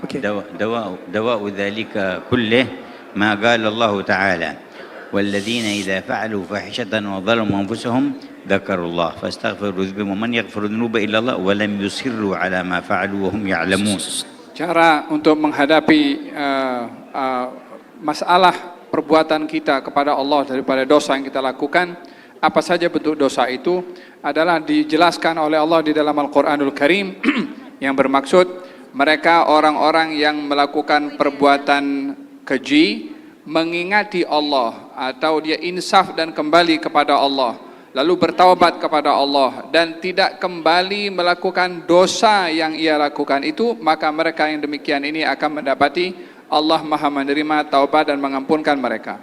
ثم أن كل سيئة وكل ذنب ومعصية لها ما يغلظها ويعظم عذابها ولها ما يخففها ويسرع فيها قبول التوبة منها.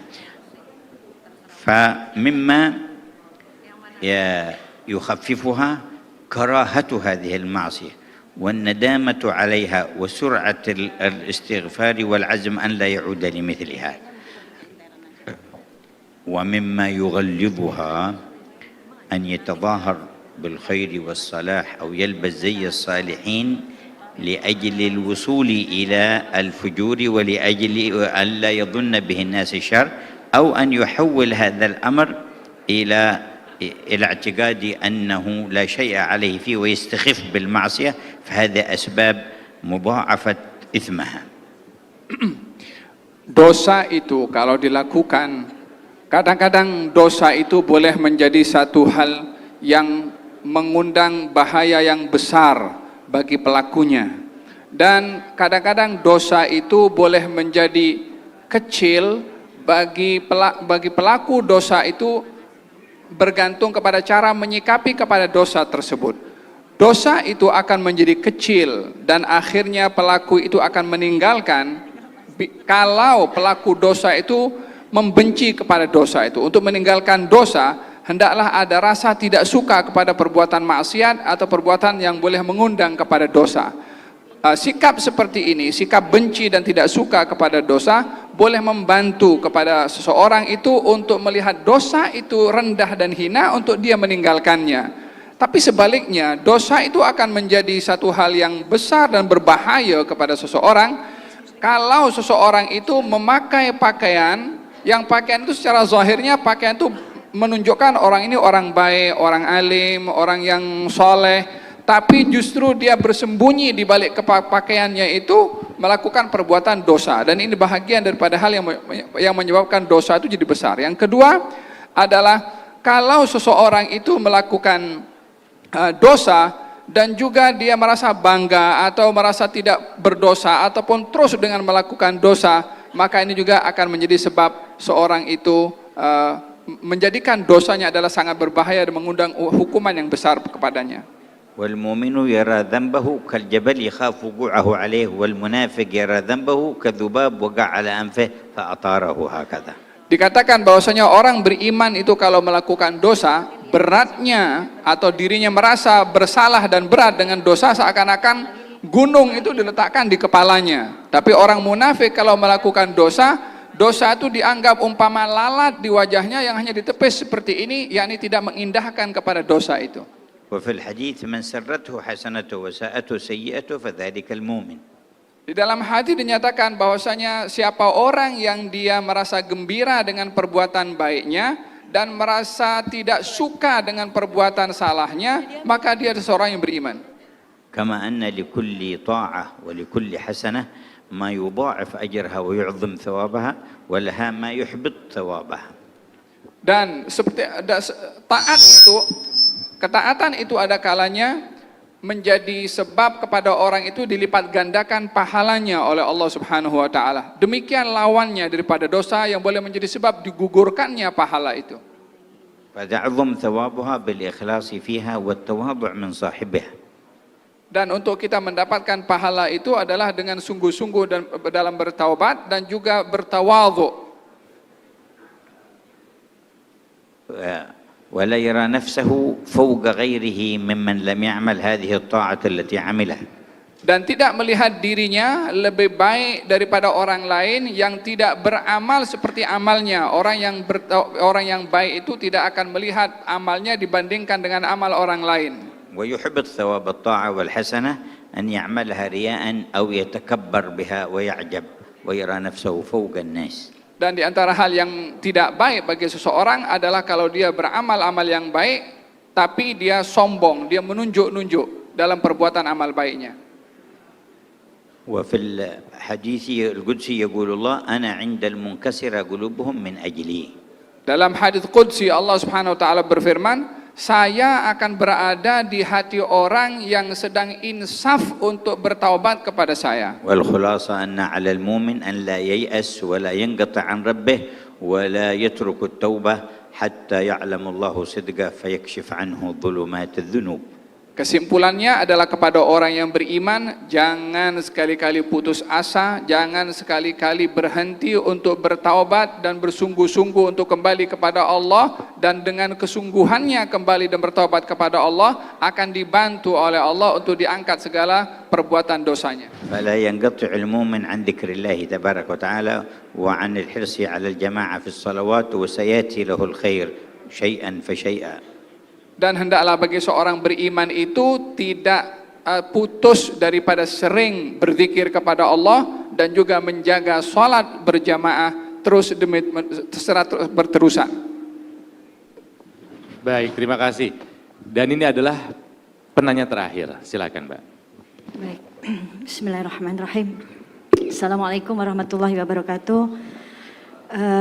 Yang saya muliakan Guru Mulia Al-Habib Umar bin Hafiz, yang alhamdulillah untuk kedua kalinya saya berjumpa, walaupun izin Habib waktu Ramadan kemarin saya diajak oleh guru saya, adik dari Habib Jindan, saya Umi Pipik, uminya Abizar, dan saya alhamdulillah rezeki saya dibaiat oleh Habib Umar, diberikan ijazah sanad ilmu dan diganti nama saya Ummu Fatimah. Alhamdulillah, barakallah. Yang saya melihat sosok Habib yang Masya Allah saat membaiat saya pun Habib berada di belakang pintu, itu yang membuat saya Masya Allah, akhlak Rasulullah pun beliau terapkan. Dan yang saya mau tanyakan Habib, izin juga Habib Jindan, juga Habib Ali, Masya Allah, semoga Allah muliakan guru-guru kita. Dari 2014 sampai sekarang saya Allah izinkan untuk berdakwah. Dan 1 tahun belakangan ini saya mencoba untuk mensiarkan khulasoh yang Habib Umar tulis. Bagaimana di situ semua doa-doa dari waliullah, dan saya pun sudah merasakan keajaiban saat membaca ini. Di saat saya pernah mengalami kecelakaan, kalau melihat mobil hancur itu mungkin melihat dalamnya orang sudah mati semuanya. Tapi sebelum kejadian itu saya membaca khulasoh, yang buku yang sudah Habib berikan, dan mungkin bapak-bapak semua, ibu-ibu semua yang ada di sini, kitab yang ada di paperback itu adalah khulasoh. Mohon jangan taruh di bawah karena itu zikir, takutnya ada di kaki ya, mohon diangkat ya. Karena itu buku zikir, Masya Allah, ini salah satu dakwah. Lalu 1 tahun belakangan ini saya mencoba dengan dakwah saya menyebarkan kitab Khulasoh ini, Habib.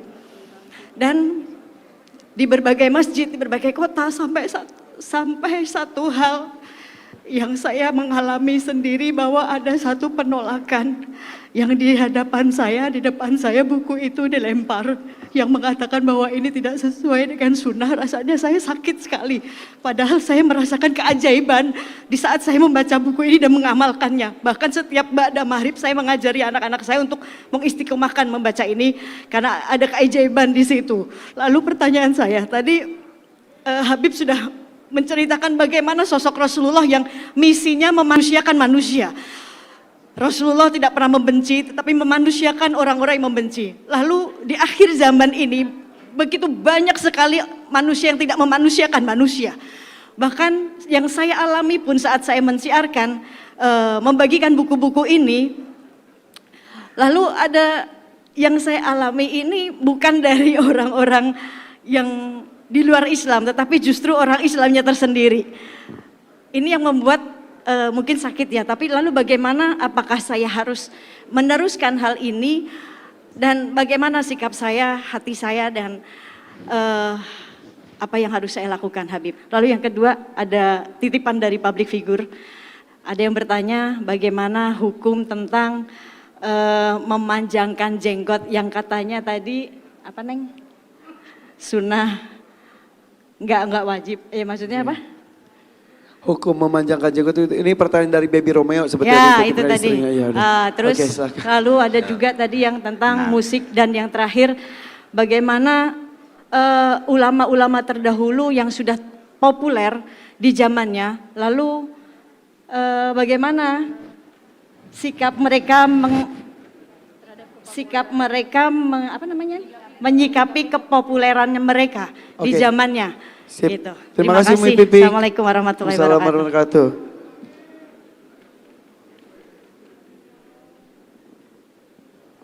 Masya Allah, la quwwata illa billah.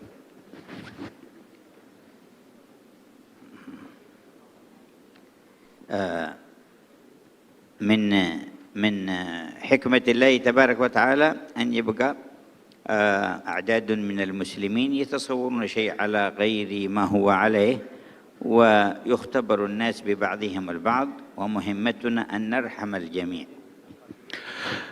Memang di antara hikmah dan sunnah dari Allah Ta'ala menguji orang-orang yang beriman dengan orang lain pula. Diujinya tuh, ujiannya berupa gangguan dari manusia, ujian dari Allah Subhanahu Wa Ta'ala.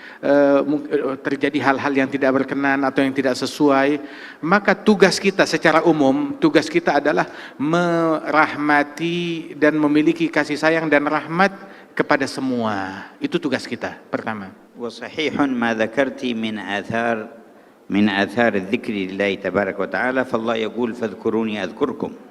Dan benar apa yang kau sebutkan tentang pengaruh zikir kepada Allah Ta'ala. Sebab Allah berfirman, sebut aku, ingat aku akan ingat dan sebut kalian. Wa qala alladzina amanu tatma'innu qulubuhum bi dzikrillah, ala bi dzikrillah tatma'innul qulub. Dan Allah berfirman, orang-orang yang beriman hati mereka merasa damai, tentram dengan zikir kepada Allah. Sungguh hanya dengan zikir sajalah hati manusia itu menjadi damai dan tentram. ولا يكون من الذكر بدعة إلا ما فيه قطيعة للرحم أو سب لمسلم أو سؤال لصنم أو غيره، وما عدا ذلك فالذكر كله مشروع بل من أفضل أعمال الإسلام بنص كلام النبي. Dan zikir itu tidak dilarang mengingat itu apabila, kecuali kalau ingatannya kepada berhala ataupun juga kepada hal-hal yang dilarang oleh Allah Subhanahu wa Ta'ala. Adapun zikir kepada Allah Subhanahu wa Ta'ala dengan nas yang benar itu adalah sesuatu yang disyariatkan oleh Allah dan diajarkan oleh Rasulullah sallallahu alaihi wasallam dan sangat dianjurkan. Wa sahha fil hadithi annahu su'il ayyul musallina a'zam ajra faqala aktsaruhum lillahi dzikra. Disebutkan dalam hadis sahih, Nabi Muhammad pernah ditanya, ahli solat manakah yang pahalanya paling besar? Maka dijawab oleh Nabi, ahli solat yang pahalanya paling besar adalah yang paling banyak zikirnya. فسئل أي المتصدقين أعظم أجرا فقال أكثرهم لله ذكرا. Nabi ditanya lagi, kalau ahli sedekah yang pahalanya paling besar yang mana ya Rasulullah? Nabi jawab, ahli sedekah yang pahalanya paling besar yang paling banyak zikirnya. سئل فأي الصائمين أعظم أجرا قال أكثرهم لله ذكرا. Ditanya lagi, ahli puasa mana yang pahalanya paling besar? Nabi bilang, yang paling banyak zikirnya juga kepada Allah. فقيل أي المجاهدين أعظم أجرا قال أكثرهم لله ذكرا. Ditanya lagi, kalau mujahidin yang paling besar pahalanya mujahidin yang mana? Nabi jawab, mujahidin yang paling besar pahalanya yang paling banyak zikirnya kepada Allah. فسمع سيدنا أبو بكر هذه الأجوبة فقال لسيدنا عمر ذهب الذاكرون لله بخير الدنيا والآخرة. Sayyidina Abu Bakar mendengar ucapan Nabi Muhammad, maka dia komentar. Dia bilang kepada Sayyidina Umar, kalau begitu orang yang berzikir kepada Allah, dia telah memborong kebaikan dunia dan akhirat. فسمعه النبي فقال أجل ذهب الذاكرون لله بخير الدنيا والآخرة. Nabi Muhammad mendengar komentarnya Sayyidina Abu Bakar Siddiq dan beliau mengiyakan, meng-ACC dan mengatakan, betul sekali orang yang banyak zikir kepada Allah memborong kebaikan dunia dan akhirat.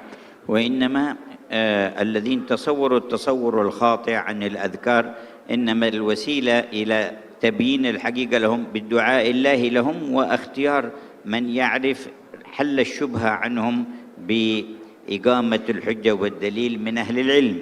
Dan sesungguhnya terkadang timbul persepsi bagi sebagian orang yang ingkar daripada zikir-zikir tertentu, mungkin karena dia tidak tahu kandungan apa yang ada di dalamnya, maka perlu dia bertanya kepada orang yang bisa menjelaskan untuk memberitahu secara detail tentang dalil dan hujjah daripada zikir-zikir tersebut, hingga hilang persepsi-persepsi tanggapan yang keliru akan zikir-zikir yang disyariatkan itu.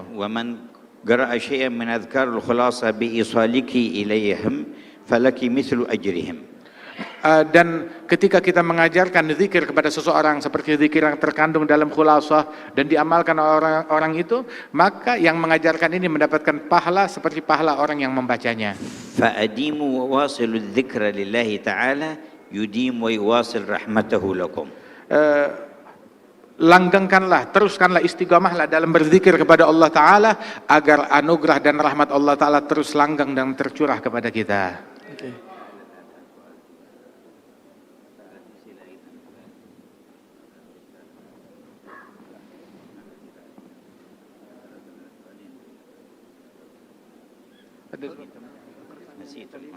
Mengenai jenggot, hukum jenggot, hukum musik dan seni pada umumnya mungkin ya. أما بالنسبة للحية فللمرأة تحلقها. Adapun janggut, maka perempuan harus cukur habis, nggak boleh punya janggut. أما بالنسبة للرجل فيسن له إعفاء لحيته. Adapun orang laki-laki ya memang disunnahkan untuk piara janggut. ثم الأخذ من جوانبها وردت أيضا به السنة لتحسينها. Kemudian juga mengambil dari sisi-sisi janggut tersebut, merapikannya, itu adalah sesuatu yang baik dan disunahkan agar kelihatan rapi. أما حلقها فبين فقهاء الإسلام خلاف أهو مكروه أو حرام. Adapun mencukur habis itu, maka itu menjadi perbedaan pendapat antara para ulama-ulama dalam agama Islam. Ada yang mengatakan itu makruh, ada juga yang mengatakan itu haram. Oke. Kalau musik dan juga seni pada umumnya hukumnya apa? ذكرت الموسيقى. نعم. نعم. أصحاب الموسيقى وأصحاب الفن والغناء هم يتعاملون مع المشاعر، فإذا يكونون من أهل الذوق الإنساني، فالذي يتعامل مع المشاعر أجدر بأن يدرك حقائق ما يسعد به الإنسان وينعم، فيطرب بالكلام الطيب الحسن ويطرب بذكر الله تبارك وتعالى وتطمئن قلوبهم بذكر الله. فالموسيقى ما لم يأتي فيه نص مثل المزمار فحكمه اجتهاد أهل العلم ما بين مبيح ومحرم، وما جاء فيه النص في الإباحة فلا إشكال فيه، والموسيقى بأصنافها بحسب ما تثير إن أثارت مثارات ومشاعر الخير فهي من الخير، وإن أثارت مشاعر شر من بغضة بين الناس أو تقاتل بينهم أو فعل محرمات أو حث على تناول مسكرات فهي شر بحسب ما تثير في بال الإنسان وفي عقله. Beliau mengatakan tentang pemusik. Mereka adalah orang-orang yang bekerja bergelut di dalam apa yang menjadi cita rasa batin seseorang. Sehingga dia memiliki cita rasa, memiliki perasaan yang halus untuk mendalami apa yang nyaman di dalam hati manusia dengan suara-suara tertentu, dengan syair-syair dan lantunan tertentu. Maka hendaknya pun dia juga memiliki kepekaan akan zikir-zikir tertentu yang membuat hati seseorang menjadi lebih nyaman. Sebab bermain dengan perasaan, maka dia harus tahu apa yang membuat orang paling nyaman. Bukan cuma musik aja, zikir pun juga, doa pun juga, ibadat pun juga. Kemudian juga di antara musik-musik itu ada juga yang menggunakan alat-alat yang memang diharamkan di dalam syariat seperti mizmar, maka itu hukumnya haram. Ada juga yang menggunakan alat-alat yang dihalalkan, dibolehkan dalam sunnahnya Nabi ada, maka itu hukumnya halal. Ada juga yang tidak disebutkan di dalam sunnah tentang kebolehan atau ketidakbolehannya, maka itulah tempat perbedaan pendapat para ulama dan masing-masing dengan pendapatnya. Kemudian juga lantunan syair yang diucapkan. Syair tersebut itu membangkitkan perasaan. Apabila yang dia bangkitkan adalah hal-hal yang buruk, sehingga bangkit keinginan yang lebih buruk, ya, ataupun juga berisi ucapan-ucapan yang buruk, mengajak kepada keburukan, maka itu diharamkan dan tidak baik. Tetapi kalau isinya mengajak kepada kebaikan, membangkitkan hal-hal yang baik pada diri seseorang, maka itu menjadi hal-hal yang baik pula. Jadi tergantung musiknya dan juga tergantung syairnya dan juga diseimbangkan dengan zikir, mungkin seperti itu ya.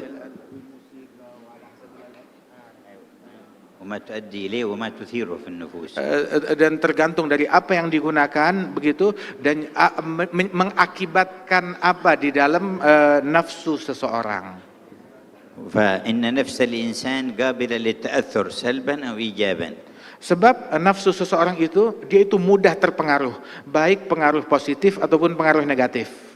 فبعض الأغاني وبعض الموسيقى وبعض الصوت الحسن يحفز الإنسان لأن يبر والديه أو يحسن لأرحامه أو يسامح من آذاه أو يكون على استقامة، فهذا كله من الخير وداخل في الخير.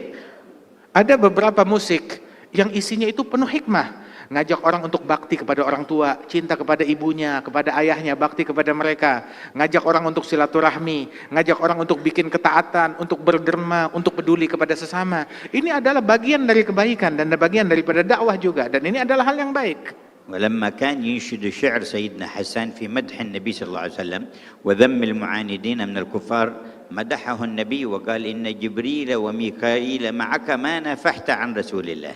Ketika Sayyidina Hasan bin Thabit, sahabat Rasulullah, seorang penyair, seorang seniman penyair, dia banyak membuat syair, dia mengubah syair yang isinya memuji Nabi Muhammad dan juga membela Nabi Muhammad daripada cacian dan makian orang-orang yang kafir. Maka Rasul SAW menyemangati dan mendukung apa yang dilakukan oleh Hasan bin Thabit dengan ucapan, sesungguhnya Jibril dan Mikail senantiasa bersama engkau di dalam syairmu, manakala syairmu itu isinya membela kepada Nabi Muhammad SAW. وكان أحد الشعراء أمية بن أبي الصلت له حكم يلقيها في شعره. قال بعض الصحابة فركبت مع النبي في السفر، قال تحفظ شيء من شعر أمية بن أبي الصلت؟ قلت نعم. فقال فأنشدني، فأنشدته بيتا فقال هيه أي زدني، فأنشدته بيتا فقال هيه، فأنشدته بيتا فقال هيه حتى أنشدته 100 بيت. Dulu ada seorang seniman, penyair dari orang Arab terdahulu sebelum Nabi Muhammad, namanya Umayyah bin Sult, yang mana dia ini banyak mengucapkan syair-syair yang isinya kebaikan dan penuh hikmah. Pernah satu kali Nabi bertanya kepada seorang yang ada di situ, sahabat beliau yang banyak hafal syair, bilang, apa kamu hafal daripada syair-syairnya Umayyah bin Sult? Maka dia bilang, iya saya hafal. maka diucapkan 1-2 bait syairnya Umayyah bin Sult. Kemudian Nabi berkata, yakni tambahkan lagi, ada lagi gak? Saya tambahkan lagi. Nabi nanya, ada lagi gak? Tambahkan lagi. Terus sampai hampir 100 bait syair yang dibacakan di hadapan Nabi Muhammad sallallahu alaihi wasallam. وكما تتأثر مشاعر الإنسان بالصوت الحسن وبالأنغام المناسبة فكذلك تتأثر بالنية الصالحة وبالرحمة وبإرادة الخير وبالقيم الفاضلة تأثرا أكبر. Sebagaimana nafsu manusia, dia mudah terpengaruh dengan suara yang indah, dengan syair yang bagus, bangkitlah perasaan seseorang tersebut. Dia bisa terpengaruh perasaannya.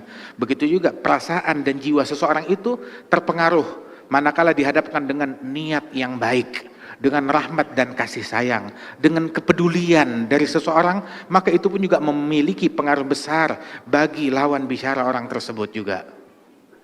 وقد دخلت سيدنا أبو بكر على السيدة عائشة وعندها جاريتان تغنيان ورسول الله صلى الله عليه وسلم مضطجع فقال أمزمور الشيطان في بيت رسول الله ففتح النبي وجهه وقال دعهما يا أبا بكر فإن لكل قوم عيد وهذا عيدنا. Pernah satu kali Sayyidina Abu Bakar masuk ke rumah putrinya Siti Aisyah, istri Nabi Muhammad.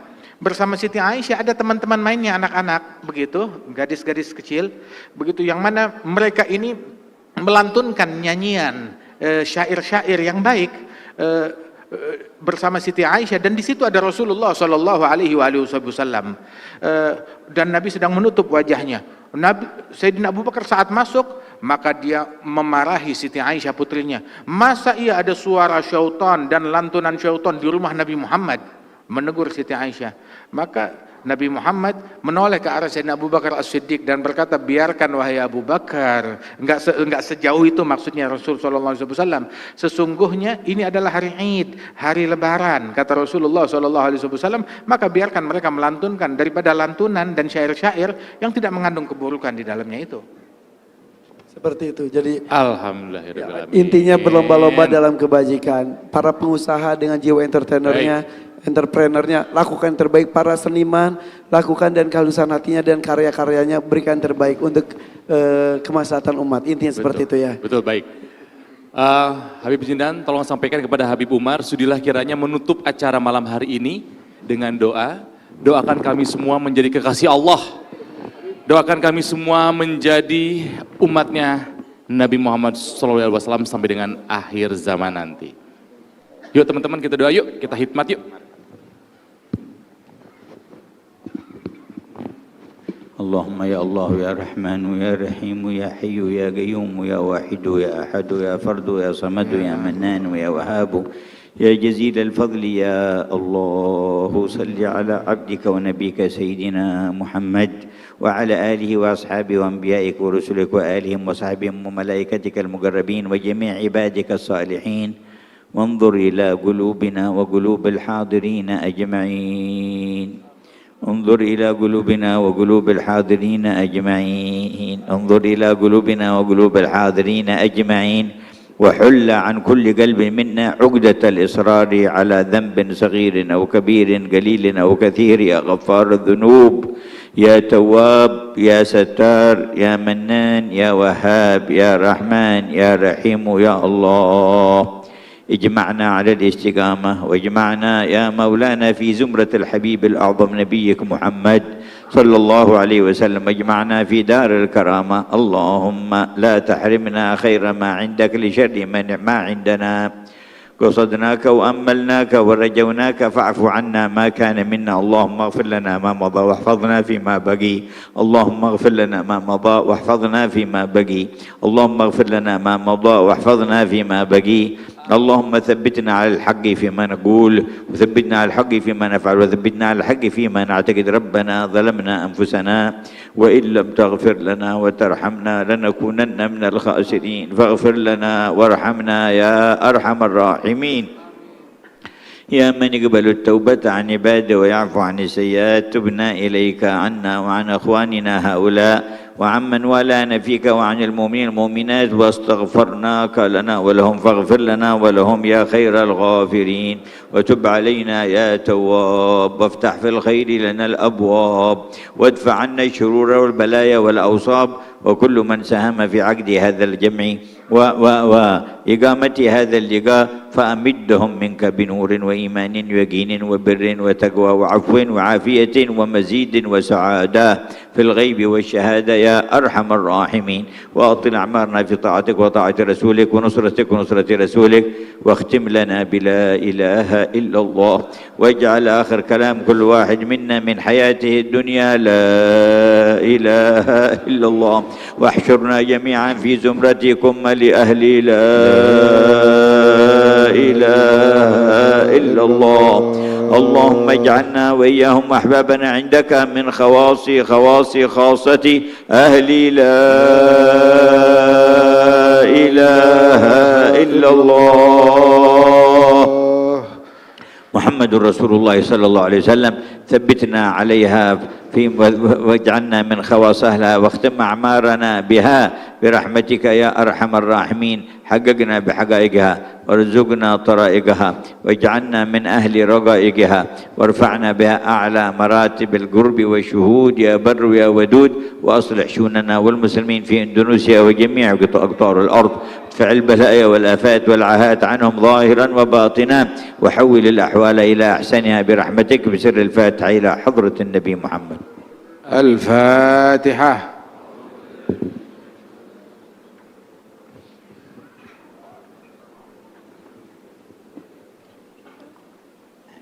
Amin ya rabbal alamin. Mudah-mudahan pertemuan kita hari ini bisa membuat kecintaan kita kepada Nabi Muhammad SAW bertambah lagi. Ketika kita sudah cinta, ada keinginan untuk melakukan apapun yang diminta dan juga diajarkan oleh Nabi Muhammad SAW sesuai dengan yang diperintahkan oleh Allah SWT. Amin. Amin. Baik, berikutnya adalah penyerahan kenang-kenangan kepada Habib Umar dari Mas Ipo Santosa. Monggo Mas Ipo. Habis ini siap-siap kita bergiliran, kita berfoto bersama Habib Umar ya.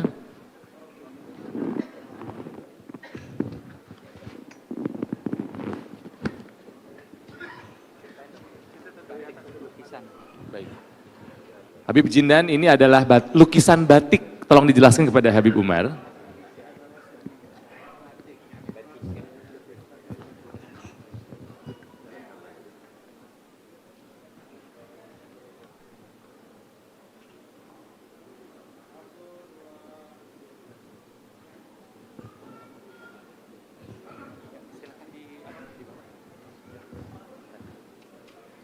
Baik, giliran pertama. Ya, kita saatnya untuk berfoto bersama. Mohon maaf dan Habib Umar.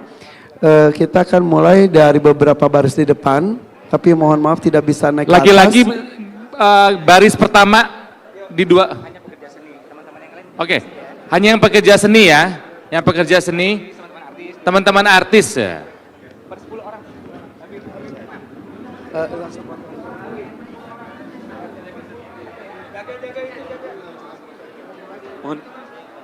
Oke, mohon maaf teman-teman, kita tertib, kita mulai dari dua baris. Ya, mohon izin teman-teman. Mic cek. Mic 5, cek. Mohon untuk teman-teman, ya. Habib, mohon maaf Habibnya sudah agak lelah dari pagi nonstop kegiatan. Mohon untuk ya kita beri ruang, beri space ya untuk Habib ya. Untuk teman-teman yang ingin berfoto, kita untuk per 10 di depan ya. Supaya fotonya bisa kebagian semuanya, mohon kita maaf, mulai dengan untuk di selfie ya. Dua baris di awal. Saya tahu semuanya ingin bersalaman, tapi mohon tertib.